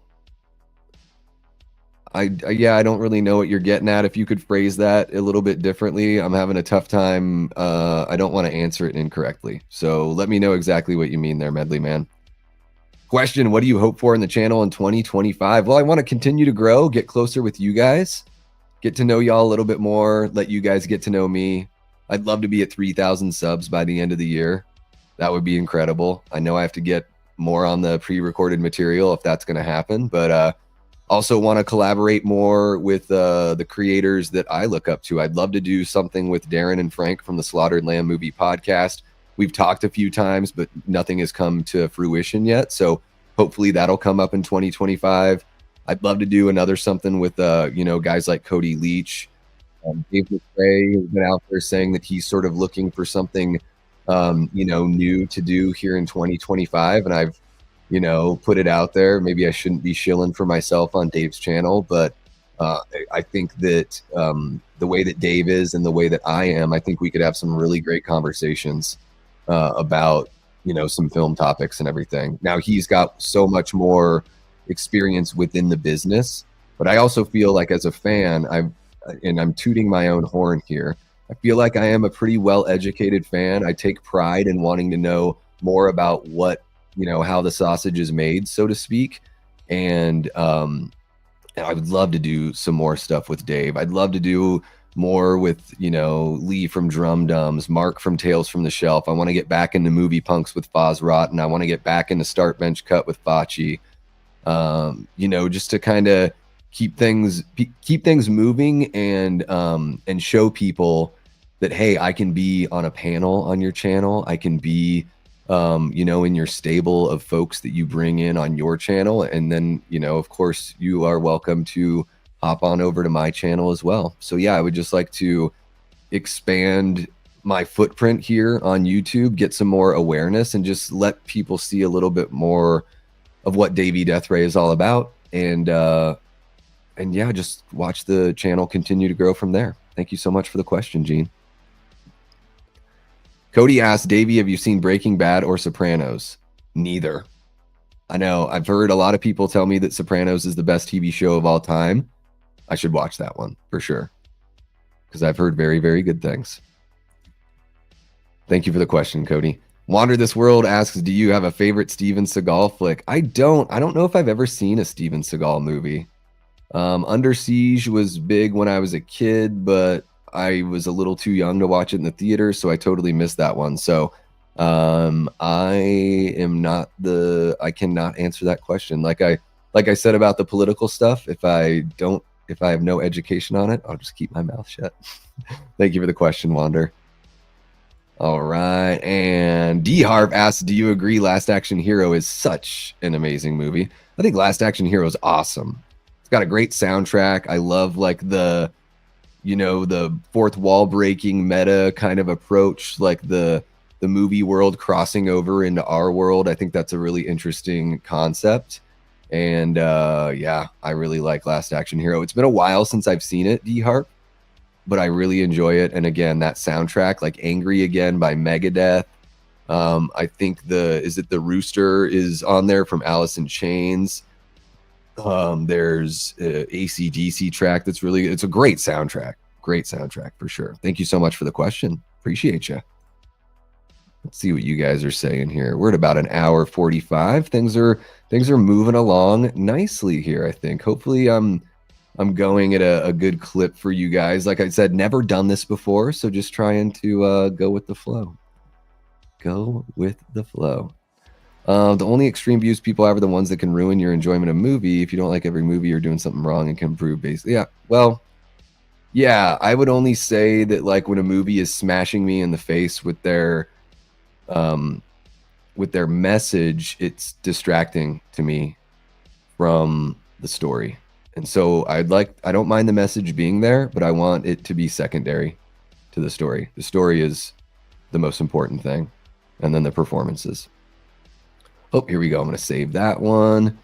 Let's see here. Ooh, my favorite comedy is Dirty Work with Norm Macdonald. That's a favorite of mine. I fucking love Dirty Work. That movie's so damn funny.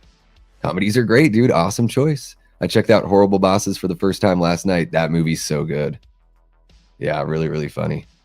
Cody wants me to dive into the action genre. Yeah, I've seen it. Admittedly, it's not one of the top genres for me, but I do like the staples, Predator, Die Hard, Lethal Weapon, stuff like that. Really, really enjoy that kind of stuff.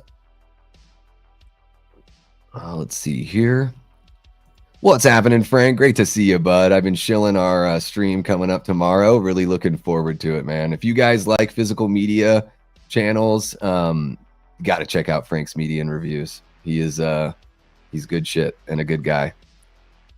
What's happening, Paula? No worries. One of our great channel members, Paula Fitzhenry. How you doing? Hope things are going well. And shout out to Frank's Media and Reviews, also another one of our great channel members. Let's see here. I got another couple of questions jumping in here. Love seeing that Jamie's dropping the link for Frank's Media and Reviews. Yes, thank you for reminding me. Yeah, Nick was on one of the very first episodes of Late Night with the Davey. We hit it off very, very well. Nick and I, while we don't have, like, not all of our hot takes are the same, we have some very similar hot takes. So there's a lot of really good overlap with our feelings on everything. In fact, I brought up an idea to Lee from Drum Dums and Nick from the Lost River Drive-In to talk about Rob Zombie's Halloween 2 for the 15th anniversary this past August. That would have been a stream on this channel, but I figured why not cast the biggest net? So we went on Lee's channel. He was gracious enough to host that stream, and it was really cool to chat with those guys because we were all passionate fans about that Rob Zombie sequel. I know it's another kind of hot take thing, and it's not everyone's cup of tea, but I really appreciate that Rob was doing something a little different and ahead of its time. Not everything in the movie works for me, but there is a lot in there that really, really does. And yeah, I love Nick. Nick is great. I should have name dropped him because I would love to do more with Nick. He is a very awesome stream of consciousness and very thoughtful when he's talking about movies, for sure. Let's see here. Just want to make sure I'm not missing any questions. There's the rephrase from Medley Man. Appreciate that. We got Kevin Ketchy hopping into the chat. What's happening, Kevin? One of our great channel members. I will go ahead and answer that question here in a sec, Kevin. Just want to make sure to, like, kind of log some more questions for sure. Awesome. Yeah, that's a great idea, Allie. Thank you so much for reminding me. I got to reach out to Nick and get a little something going. That's an important reminder, just to not always wait for other people to reach out to me. Frank from Frank's Media and Reviews has been really good about reaching out to me just to see how things are going and to invite me on his channel. So I have to reciprocate that for Frank and for other folks as well. What's happening, MAGA Cat? How you doing? One of our great channel members says, "What's up, Davey? At work, had to say hi and drop a like." Well, I sure do appreciate that, man. If you want to know the answers to all these wacky questions I've been getting, then feel free to check out the replay. Really appreciate you dropping a like. Yeah, guys, if you're watching right now and you haven't liked the stream, it really, really helps push it forward once we, go off air.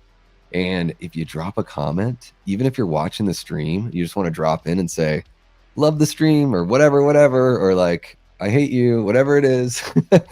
Dropping a comment really helps as well. Let's see here. The Saigon whore that bit my nose off. Yeah. G7. You just pushed G8. If you like pina colada. See here. Massive H2O fan. So the Axe. Ooh, that's a good one. I cheated and saw your question a little bit. But I will answer that here shortly.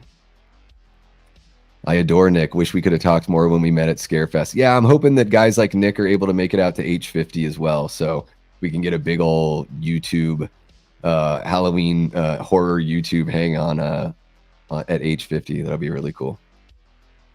Let's see here. Ashton is warmed up to Rob Zombie's Halloween 2. Ashton, I think that our stream might have helped that, and that is that understanding that people can reach. That's what I'm talking about. Maybe it starts with something simple, like just giving a piece of art another chance through, after gaining some perspective, like what's her name, the three-nippled fortune teller from Mallrat says, she says, "Understanding is only reached after confrontation."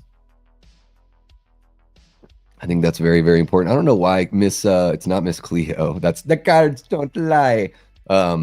I can't remember her name for the life of me right now, although I love Mallrats, one of my favorite movies of all time, period. I'm going to answer MAGA's question really quick because I know he's at work, so I don't know if he can hang out forever. So MAGA asks, "Davey, I know your love for Tales from the Crypt. Did you like Tales from the Dark Side as well?" Man, I just totally missed that show, MAGA. I don't think I've ever seen an episode. Are those on YouTube as well? Can somebody do the work for me on that one and tell me if Tales from the Dark Side is on YouTube as well? Because I think Romero was one of the hands behind that one, right? And I love Romero. I mean, my favorite director. So I definitely got to get in on that. What's happening, Pat? That Halloween movie collector. Good buddy. So great to see you, Pat. Hope the new year's treating you well. How about those Redskins, man? 12-5 going into the playoffs. It feels good. Guys, Pat does amazing streams over on his channel. He does pre-recorded vids as well.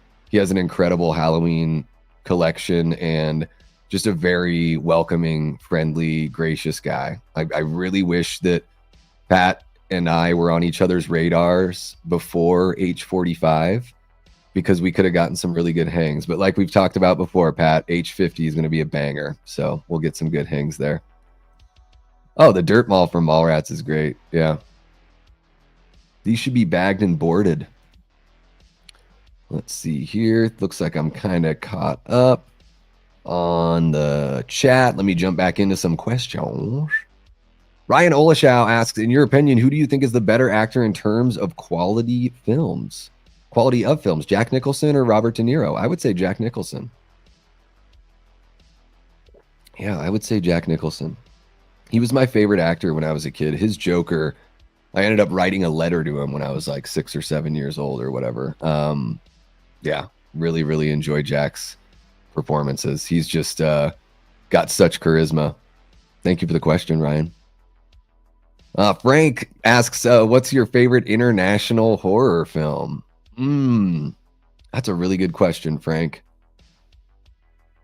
Oh man, international horror film. I'm trying to think of like all the countries that I've seen movies from. I mean, I really like Zombie.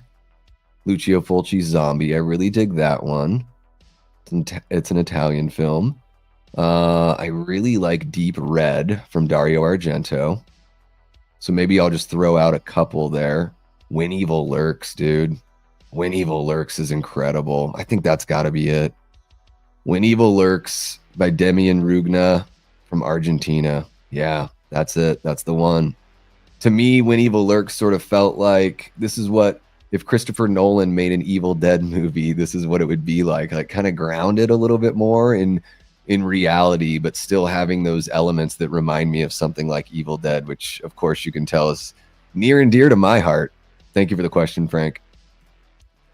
Carrie 76 versus the remake, asks James Leclerc. James, thank you so much for jumping on into the stream and asking a question. I've never seen the remake, so I'm going to go with the original, but I've never seen the remake, unfortunately. I just, I don't know if it ever really caught me. I think Carrie's okay.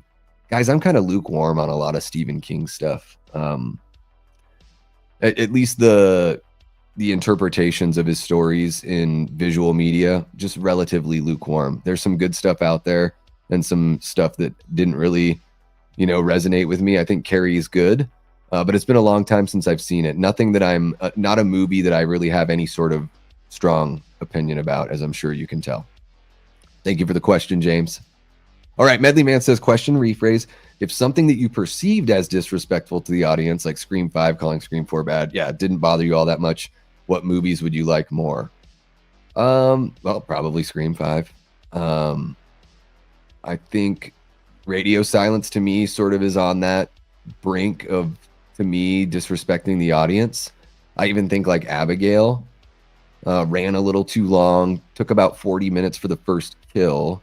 So even though I have no problem with the fact that and I'll probably say a little bit of this on Frank's channel tomorrow, so maybe I'm giving something a little bit away here. Or maybe I'll just shut my mouth about Abigail because it's not going to be in my top 5. But I'm sure it will be in others. I know Cody really loves it. I have no problem with the fact that they let you know that, Abigail's a vampire in the trailer. I think that's totally fine. The thing is if you're going to tell that in the trailer, then why does it take so long to get to it in the movie? I think they should have gone back into the editing room. I don't think you should have to wait 35 to 40 minutes for a first kill in a movie where we already know kind of what the crux of the plot is. They kept on reminding us that Melissa Barrera's character is a former junkie that has a kid, as if we were forgetting it, even though she's our main character and it's a very big part of her character. I felt like they kept on telling us every 10 minutes or so. So I felt that was kind of patronizing a little bit. And then I'm not going to give anything else away, but there are some twists and turns that happen within the last like 20 to 30 minutes of the movie. And I felt like there was just way too much of that. I was just sort of ready to, to keep things moving and to wrap up that story in a little bit more of a timely manner. So yeah, I mean, really, it's like, I would like it more if they just were a little bit more respectful of our time and not so patronizing. So those are the movies that stand out to me, like as of now, for sure. Thank you for the question, Medley Man. Thank you for clarifying too. I just want to make sure I can answer it as properly as possible. Kevin Ketchy asks, if you could own any horror movie prop, what is your choice? Man,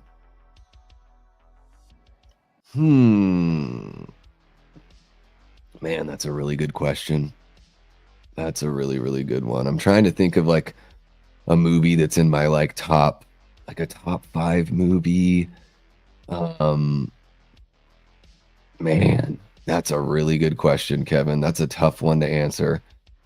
Like Anakin / Luke's lightsaber from Empire Strikes Back would be kind of cool with the hand on it. Like that would be pretty sweet. Oh man, I'm trying to think. I'm looking through in my brain. I'm looking through my catalog of movies. Oh, a yellow barrel from Jaws. How about that, Kevin? Yellow barrel from Jaws. There we go. Thank you for the question, Kevin. Thank you. Aaron asks, why did Aerosmith suck so badly post Pump album? What the hell went wrong? I don't know. Is it they sobered up or something? I think Get a Grip's got some really good tracks on it, Aaron. I like Crazy, Living on the Edge, Amazing. And then there's a track from, I don't think it made the record, but it was from that studio session, and it was on Beavis and Butthead, the Beavis and Butthead Experience. Is that what that was called? It's called Deuces Are Wild. I think that song's really, really good. So I don't think Aerosmith really sucks so badly post-Pump, but sure, they are much more pop rock than, early Aerosmith has a lot more of like a Zeppelin kind of vibe to me.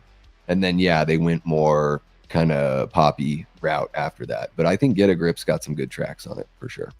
Thank you for the question. Appreciate you, Aaron.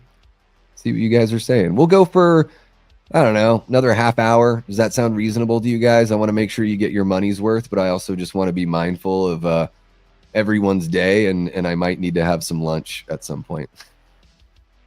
Something like that. Let's see here. Make sure I didn't miss anything.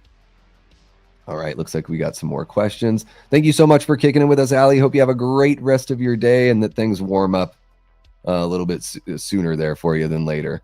And then Laura drops a chat, but I can't. Oh, there we go. Oh, yeah. I saw the Mario block Mario. Yeah.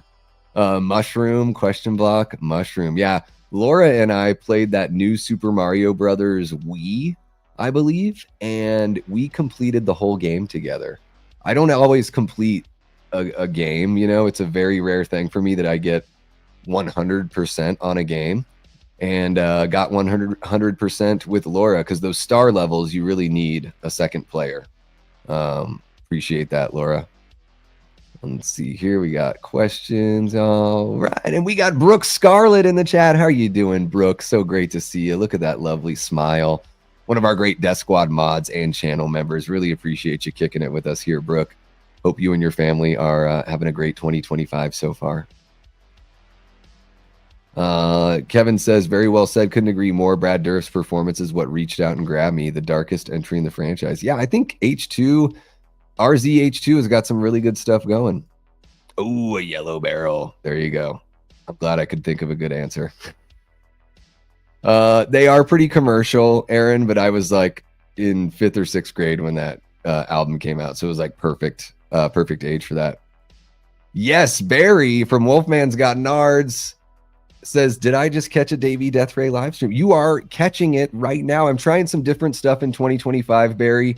Going live at different times, hoping to bring in some people that can't always check out every single live stream, especially folks like you that are on the other side of the pond. So thank you so much for jumping in, man. I've got to say this. I know you guys have heard me say this before, but I have to take advantage while Barry is in the chat. Hopefully he's still in there and I didn't miss him.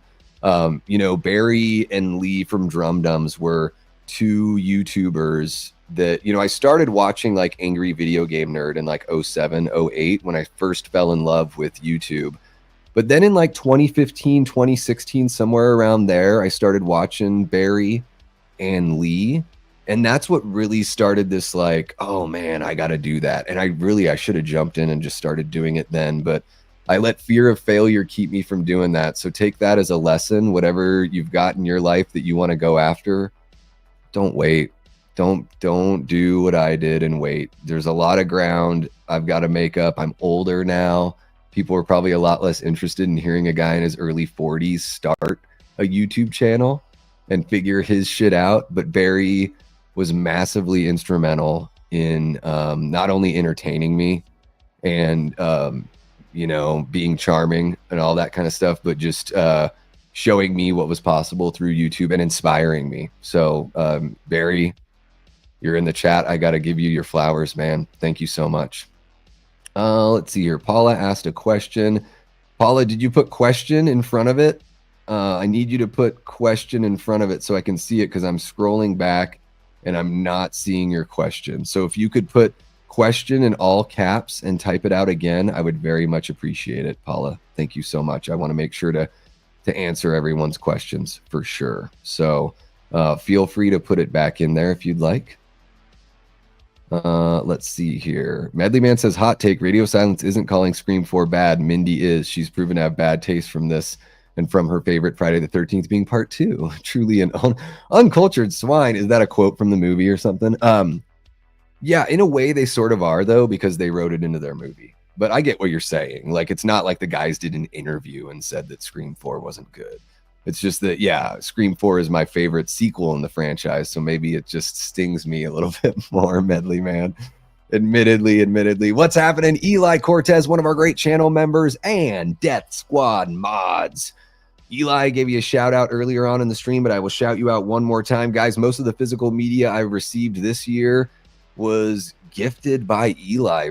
Eli, how many movies did you send me? Like 40 movies and a whole bunch of really cool, swag and, stickers and all sorts of fun stuff. He sent a Gryffindor like ink pen in a nice little box for Kate, because she's a big Harry Potter fan. So much love from Eli, just a pillar of the Davey Death Ray community and the horror community here on YouTube by and large. So really appreciate Eli being a part of the Death Squad. It's what would the channel be without somebody like Eli?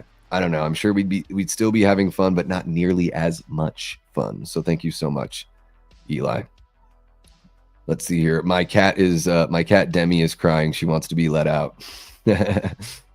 Let's see here. Barry says, no need to big me up, man. I will get a big head. You're absolutely smashing it like I knew you would. That's super sweet of you to say. Thank you so much, Barry. You've been, man, even, just as an audience member and engaging in the comment section and engaging with you on social media, you've always been, I've always felt like I have something to say and I've got some perspective. And whenever, I've left like a thoughtful comment and all that, your response and your engagement has always been really appreciated. I learned from guys like you, how to cultivate these communities or this community and how to interact with people and show people the respect that, folks like you and Lee showed me, when I was just a fan and didn't have my own channel. So I really appreciate it. I'm hoping for bigger and better things here as time goes on. And congratulations on hitting that 100K, man. I knew you would. I think I called that like early last year.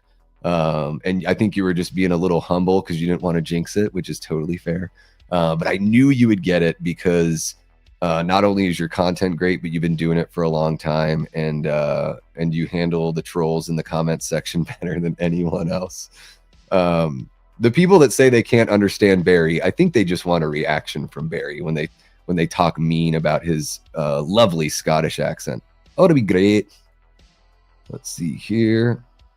I am staying warm. It is, let's see here. It's 66 and a little bit sunny. I think it's sunny now, but it was very gloomy this morning for sure. There you go. Awesome. Thank you for sharing that again, Paul. I will get back to the questions. Here we go. Let's see. Everyone's saying what's up to each other.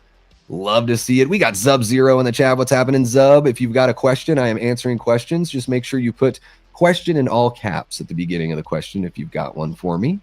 Let's see here. All right. I am going to... it's funny to me too, Jamie. I've never had a problem understanding Barry. That's why I truly think the trolls just want a response. And Barry usually does a brutal takedown of them. So more power to him. Because I've never had an issue understanding, and the Scottish accent is very unique, of course. But I just find it to be very, very charming. Guys, I'm gonna let my cat out of the room here because she's ready to go. I'll be right back. I know. Speaking of radio silence, here comes a few moments of that. Yeah, there you go, down.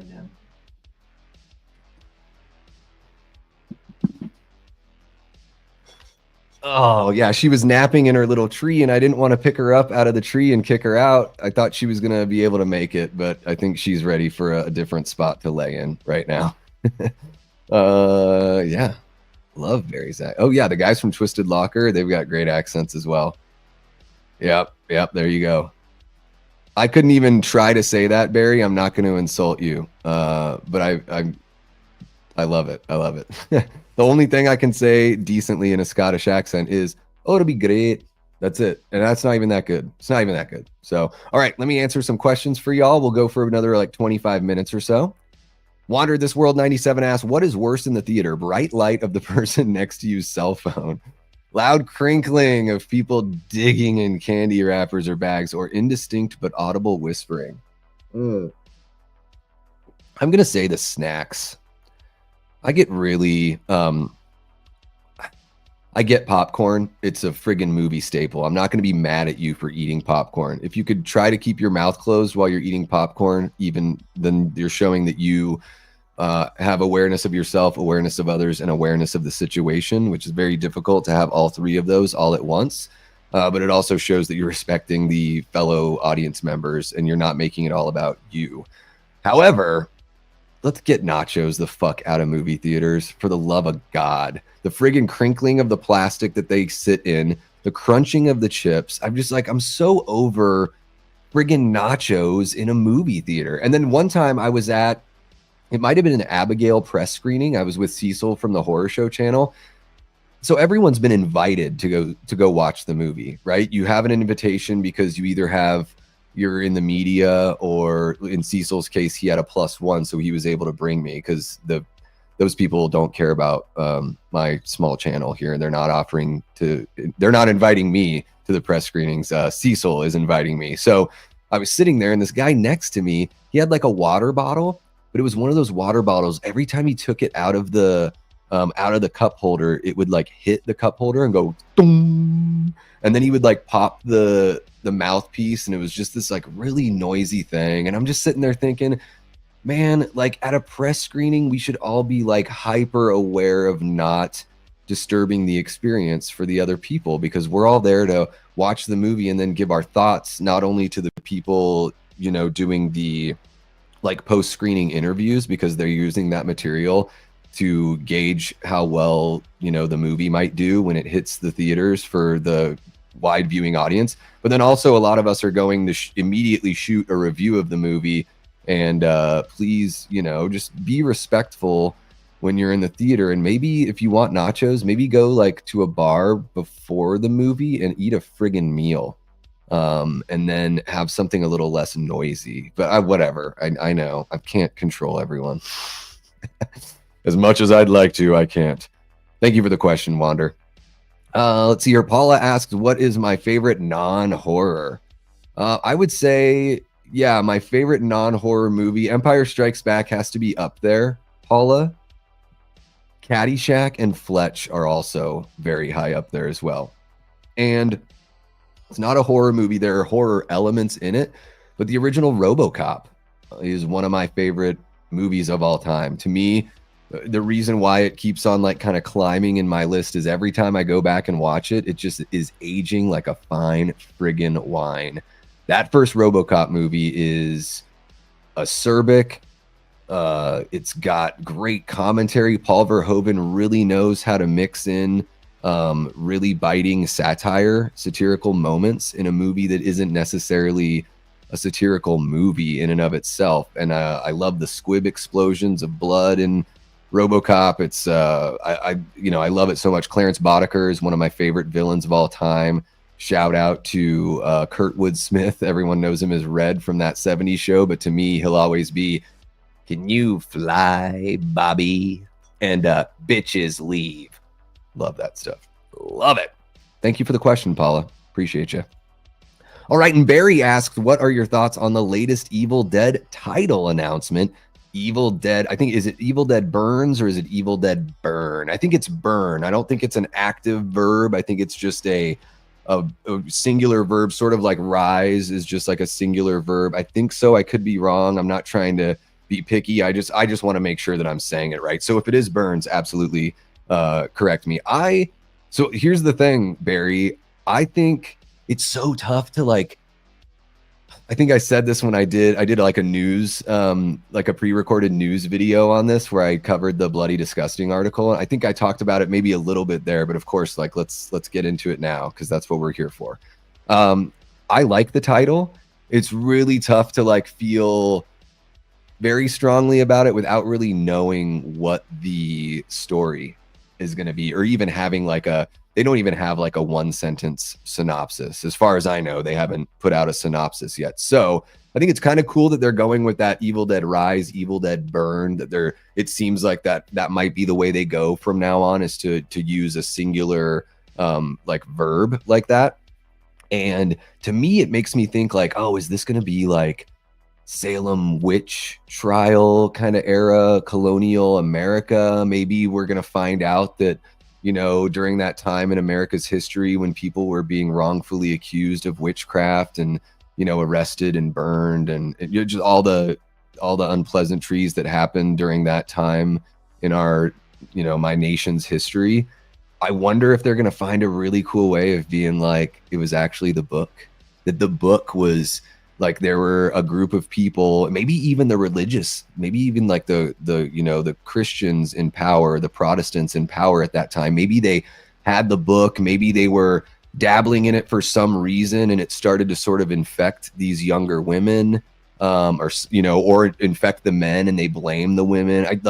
That's sort of what it conjures up in my head. So until I know more about the plot, it's tough to, be too hot or cold on it. But man, I love that the same producers that made all the original movies, I love that Sam, Rob, and Bruce are still in control of the rights, and they're going around handpicking filmmakers that they, in their estimation, they feel could write and direct an Evil Dead film. I think that's absolutely incredible. I think it's such an important thing within all of entertainment and filmmaking, but especially within the horror universe, because we've seen rights change hands so much. We've seen false starts and dead ends in all of the horror franchises that we love. I mean, Halloween's probably most popular for it, but it's all over the place. Friday the 13th, Nightmare on Elm Street. It's literally it permeates through the entire you know, horror sphere. Really, it's like Scream and Evil Dead have been the two that are like, nope, like we are consistent. And I love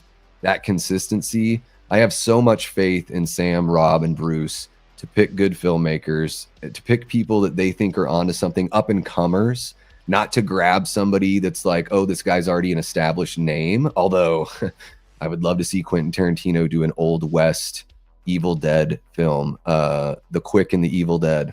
That would just be perfect. It would be perfect. Sam Raimi did the Evil Dead and he did The Quick and the Dead. It would be so cool to see something like that. But yeah, I like that title.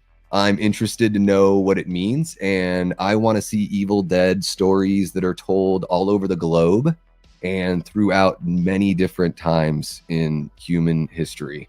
I would love to see a, you know, I think it's late 1700s colonial North Africa Evil Dead film. I think that could be really cool. I'd love to see an Evil Dead film where maybe one of the books, you know, because there's 3 books. There's the original trilogy book, there's the book from 2013, and there's the book from Rise. And they make it very clear on the vinyl record in Rise that all 3 of those, there's 3 volumes of the book is what they say. So now we know that all of these movies take place in the exact same universe. It's not a parallel dimension or universe or anything. They're all within like our world. You know, seemingly the Evil Dead movies take place in our world, even though they're wildly fantastic.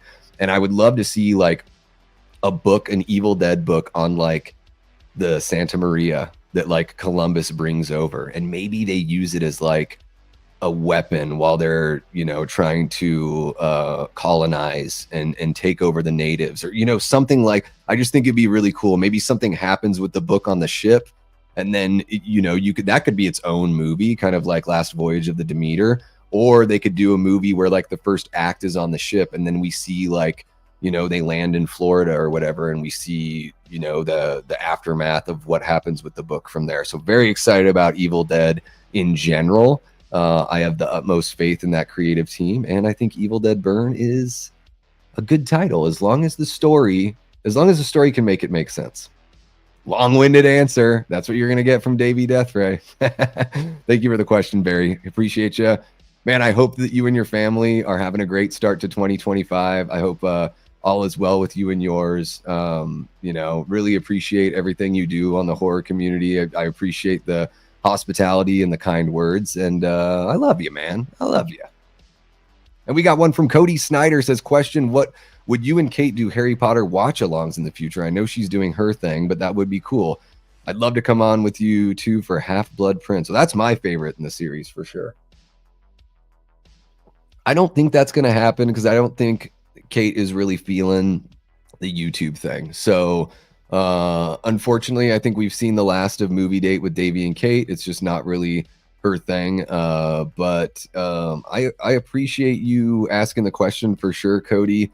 I guess I wouldn't be against it, but it's kind of so far off what I normally do here on the channel. Even when I want to watch a comedy for a watch party, I feel sort of like, oh, is this just like, is YouTube going to hate me for doing something different? Is my audience going to jump in and be like, what the hell is this crap? I don't know. Let me know, guys, because I would love to watch movies like Fletch and Airplane with you guys and all that kind of fun stuff. Okay, cool. So I got it right there. Okay, perfect. Evil Dead Burns and Mr. Burns as a Deadite. Mr. Burns with his hands like that.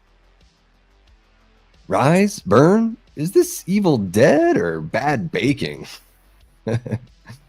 Barry, we need to hear you do a Jersey accent. Barry does a great American accent. I love when he says soccer.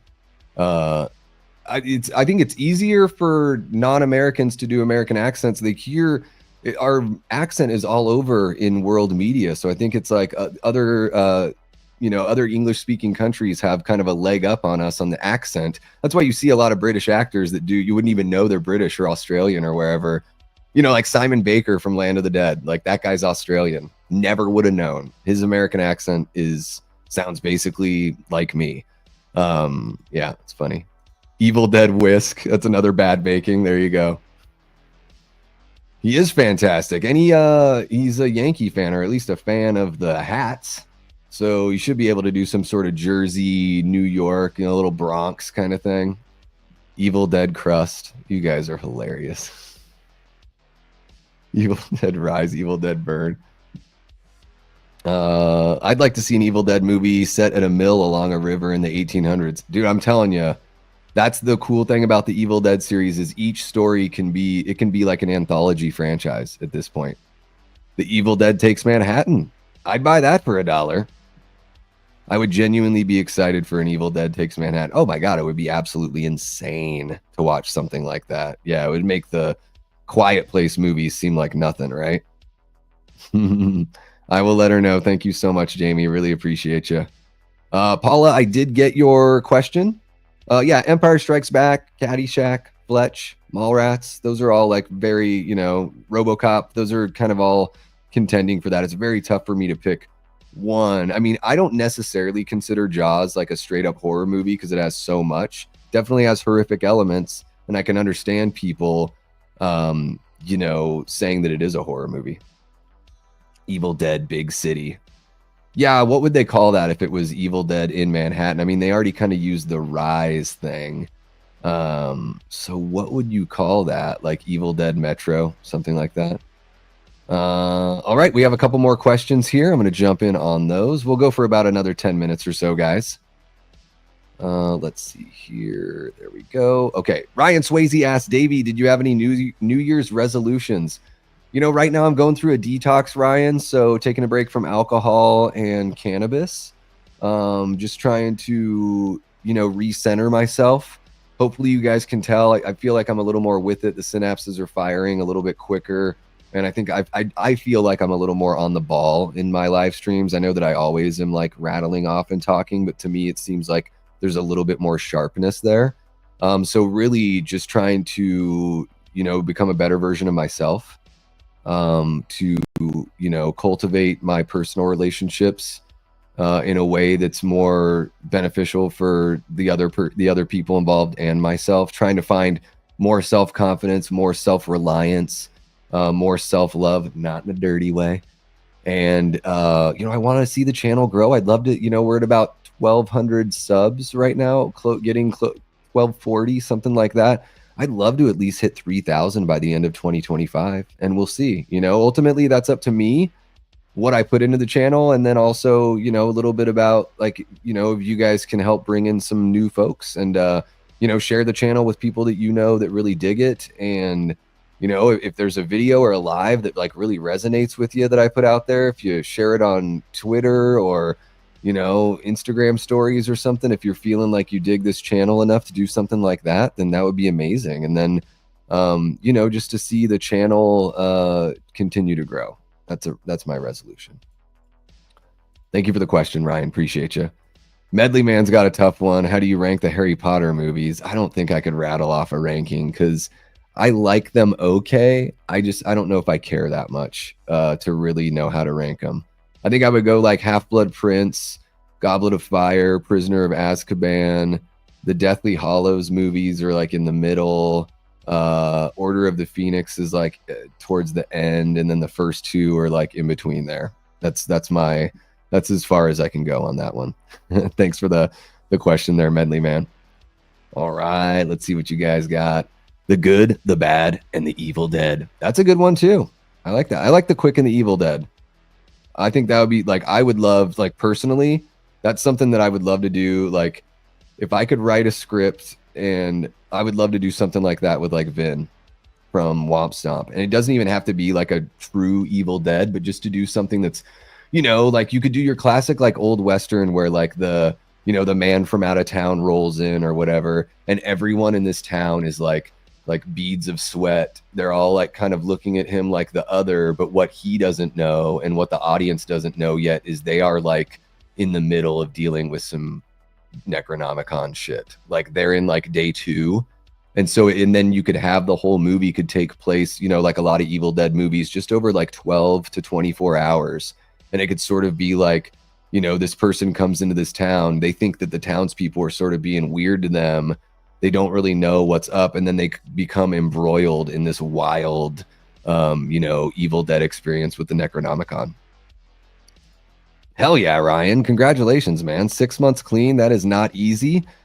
Yeah, dude, congratulations on that. Hope you can, hope you found like peace and clarity and all that kind of stuff. And that continues to roll for you in the way that you see fit for your life. Absolutely. Yeah, I mean, technically, Army of Darkness was also called Medieval Dead, for sure. Looking forward to Sam Raimi's next film, Send Help. I haven't even heard anything about that, Tyler. I got to check it out. I love Sam Raimi's stuff. I love that.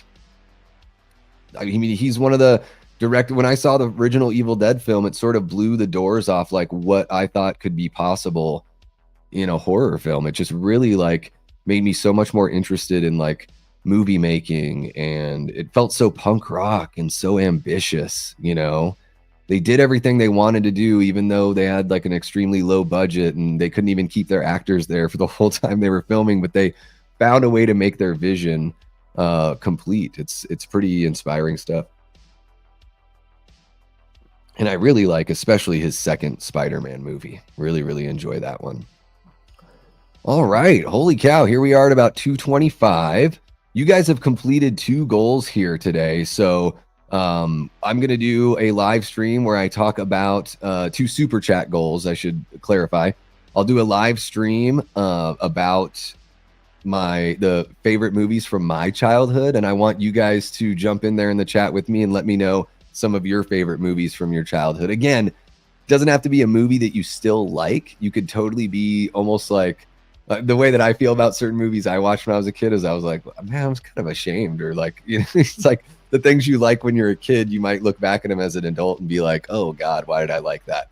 But I'll just bear it all for you guys. And I want you to do the same. And then, yeah, tomorrow, probably during the day, I will go catch a matinee of Nosferatu. And sometime this week, I'll do a live review of Nosferatu because you guys helped me reach a couple of those super chat goals. So you guys are amazing. You know, just the amount of love you guys have shown me just, you know, by hanging out in the chat, you know, participating in these streams. And of course, the monetary support as well is so big to me and so important. It's definitely not lost on me. Guys, the other night after our Friday stream, which was the most like, you know, financially successful stream that I've had, where we talked about what scares you most in horror movies. After the stream, I like, you know, went and took my contacts out and stuff. And I looked in the mirror and I just took a breath and I was just like, man, don't take this for granted. This is so special that there are all these people that you guys have never met me. Most of you have never met me. A couple of you have. You know, Cody, I've met Cody at H45. We got to hang out and kick it with Malik Akkad and all that stuff. But most of you guys have never met me. But you guys keep on coming back, and I'm sitting there thinking, there's something about you they like, man. And just to like take a breath and appreciate that and use it to fuel me moving forward, not to get cocky, not to sit there and think, oh, I'm so cool and all that kind of stuff, but just to think how cool it is that we've built this community together. Because I couldn't do it without you guys. This would just be me staring at a computer talking to nobody. So while the channel may be called Davey Deathray, like this is for all of us, man. You guys are the Death Squad. Whether or not it's your first time in the chat, it's your first time watching a video, whether or not you're a Patreon member or a channel member or even a sub, if you're hanging out with us, at least for that moment in time, you're part of the Death Squad. And I truly appreciate it. I don't take 1 second of it for granted. And you guys have gotten me through some really, really tough times. And not only that, but you guys have like propelled me through the tougher times, feeling stronger and better and more confident than I was before. And there you go. More of that vulnerability. I'm just going to keep on being me for you guys. And I think that's the only way we're going to keep on growing and keep on getting to know each other. Yeah, Paula, you did get an answer. Yeah, you asked me about my favorite non-horror movies. I answered it a couple times. If I have to pick one, Paula, here you go. RoboCop. I'll just say that. Let's see here. Eli says, you're awesome, Davey. Love what you're doing for the community. Thank you so much, man. I think you're awesome as well. Jamie says, I think we were destined to get along. You're a Taurus. I'm a Gemini. It's meant to be. Yeah, right next to each other. Yeah, I'm not the biggest astrology guy, but I do think it's funny that Taurus are like creative and stubborn and like opinionated and all that kind of stuff. I mean, Orson Welles was a Taurus, so I'm in good company. I think Pope John Paul II was a Taurus as well. So some good company there for sure. There you go. Eli is a Gemini as well. There you are. Yeah, we're just right next to each other. I like that. I like it. All right, guys. Holy cow. We are just at about 2.5 hours. This has been a really fun stream. We still have 24 people hanging out, but I think I'm going to take care of a couple things that I've got to wrap up here this afternoon.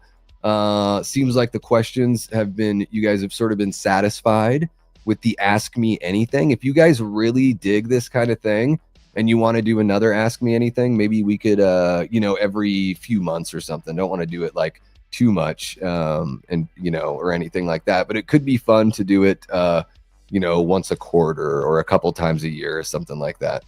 You're very much welcome, Brooke. Thank you so much for being a channel member and a mod and for hanging out with us. Hell yeah, Dean. Hope you have a great day as well. Medley Man says recently got Resident Evil 4 for the Wii. Davey, you must do a play along. I love Resident Evil 4 on the Wii. It's the easiest version of the game to play. And guys, I actually just restarted playing the Resident Evil 4 remake on my PS4. I think the remake might actually be better. I mean, it's my favorite video game of all time, Resident Evil 4. I mean, Castlevania. Ooh, if I'm going old school, it's Castlevania. But if I'm going new school, it's easily Resident Evil 4. Holy cow. Cody Snyder dropping the $5 super chat says, I'm a Gemini. Be excellent to each other. Hell yeah. We've got to be excellent to each other. 69, dudes.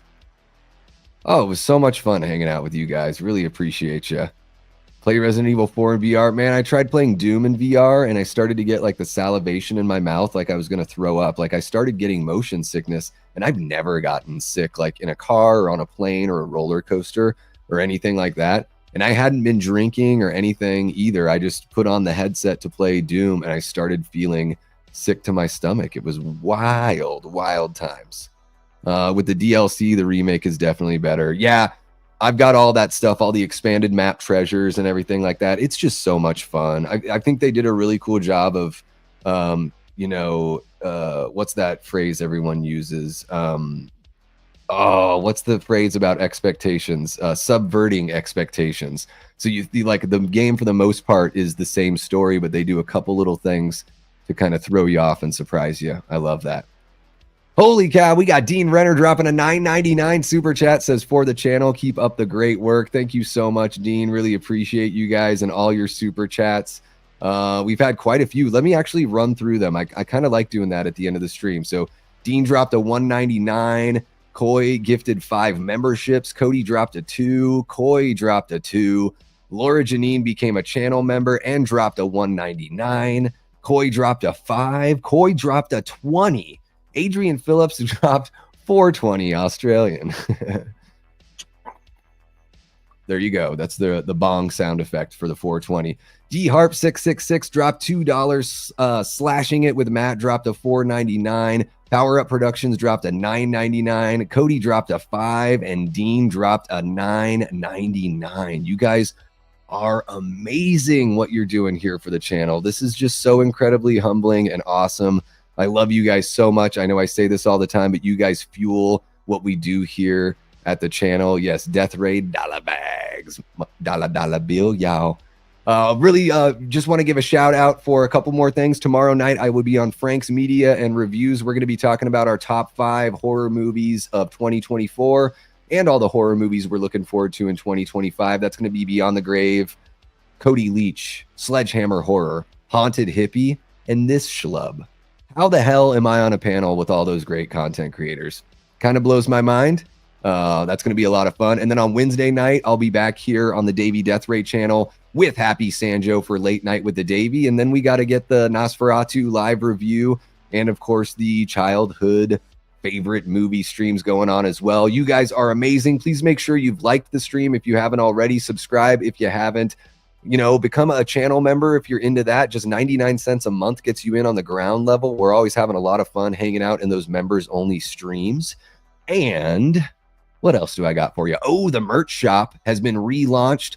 Whole bunch of new gear, some new designs. If there's something that you're looking for that you don't see, reach out to me with a DM. You can find the link to the merch shop in the description below. If you use the code EARLYBIRD, all caps, all one word, you will get 10% off at the checkout, and that link is in the description below as well, and my socials. So if you want to reach out for anything, to ask a question or something with the merch or whatever, please reach out. And guys, once you get your merch, I know some of you have purchased some stuff.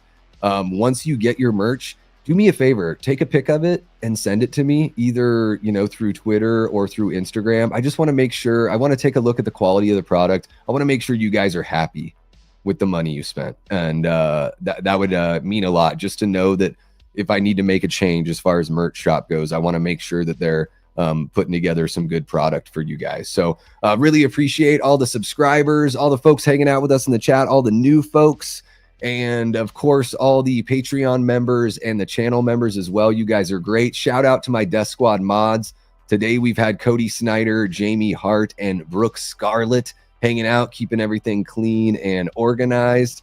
Thank you so much for sharing that link in the chat, Jamie. Really appreciate you. I think Resident Evil 6 is pretty fun. You have a great day as well, Eli. And you want some autographed Davey merch? Well, I guess for that, Eli, if you really want that, maybe if you order something and ship it to my house, I could sign it and then ship it to you. We can work something out. Hit me up with an email.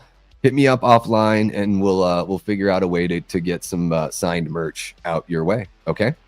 All right, guys, you've been amazing. That is going to be it for me this time around on my very first Ask Me Anything. Thank you guys so much for making this stream a success. You guys are absolutely incredible. I'll be back tomorrow on Frank's Media and Reviews, and then back here on the Davey Death Ray channel for Late Night with the Davey at 10 p.m. Eastern on Wednesday. So until next time, I've been and will continue being Davey Death Ray. Take care.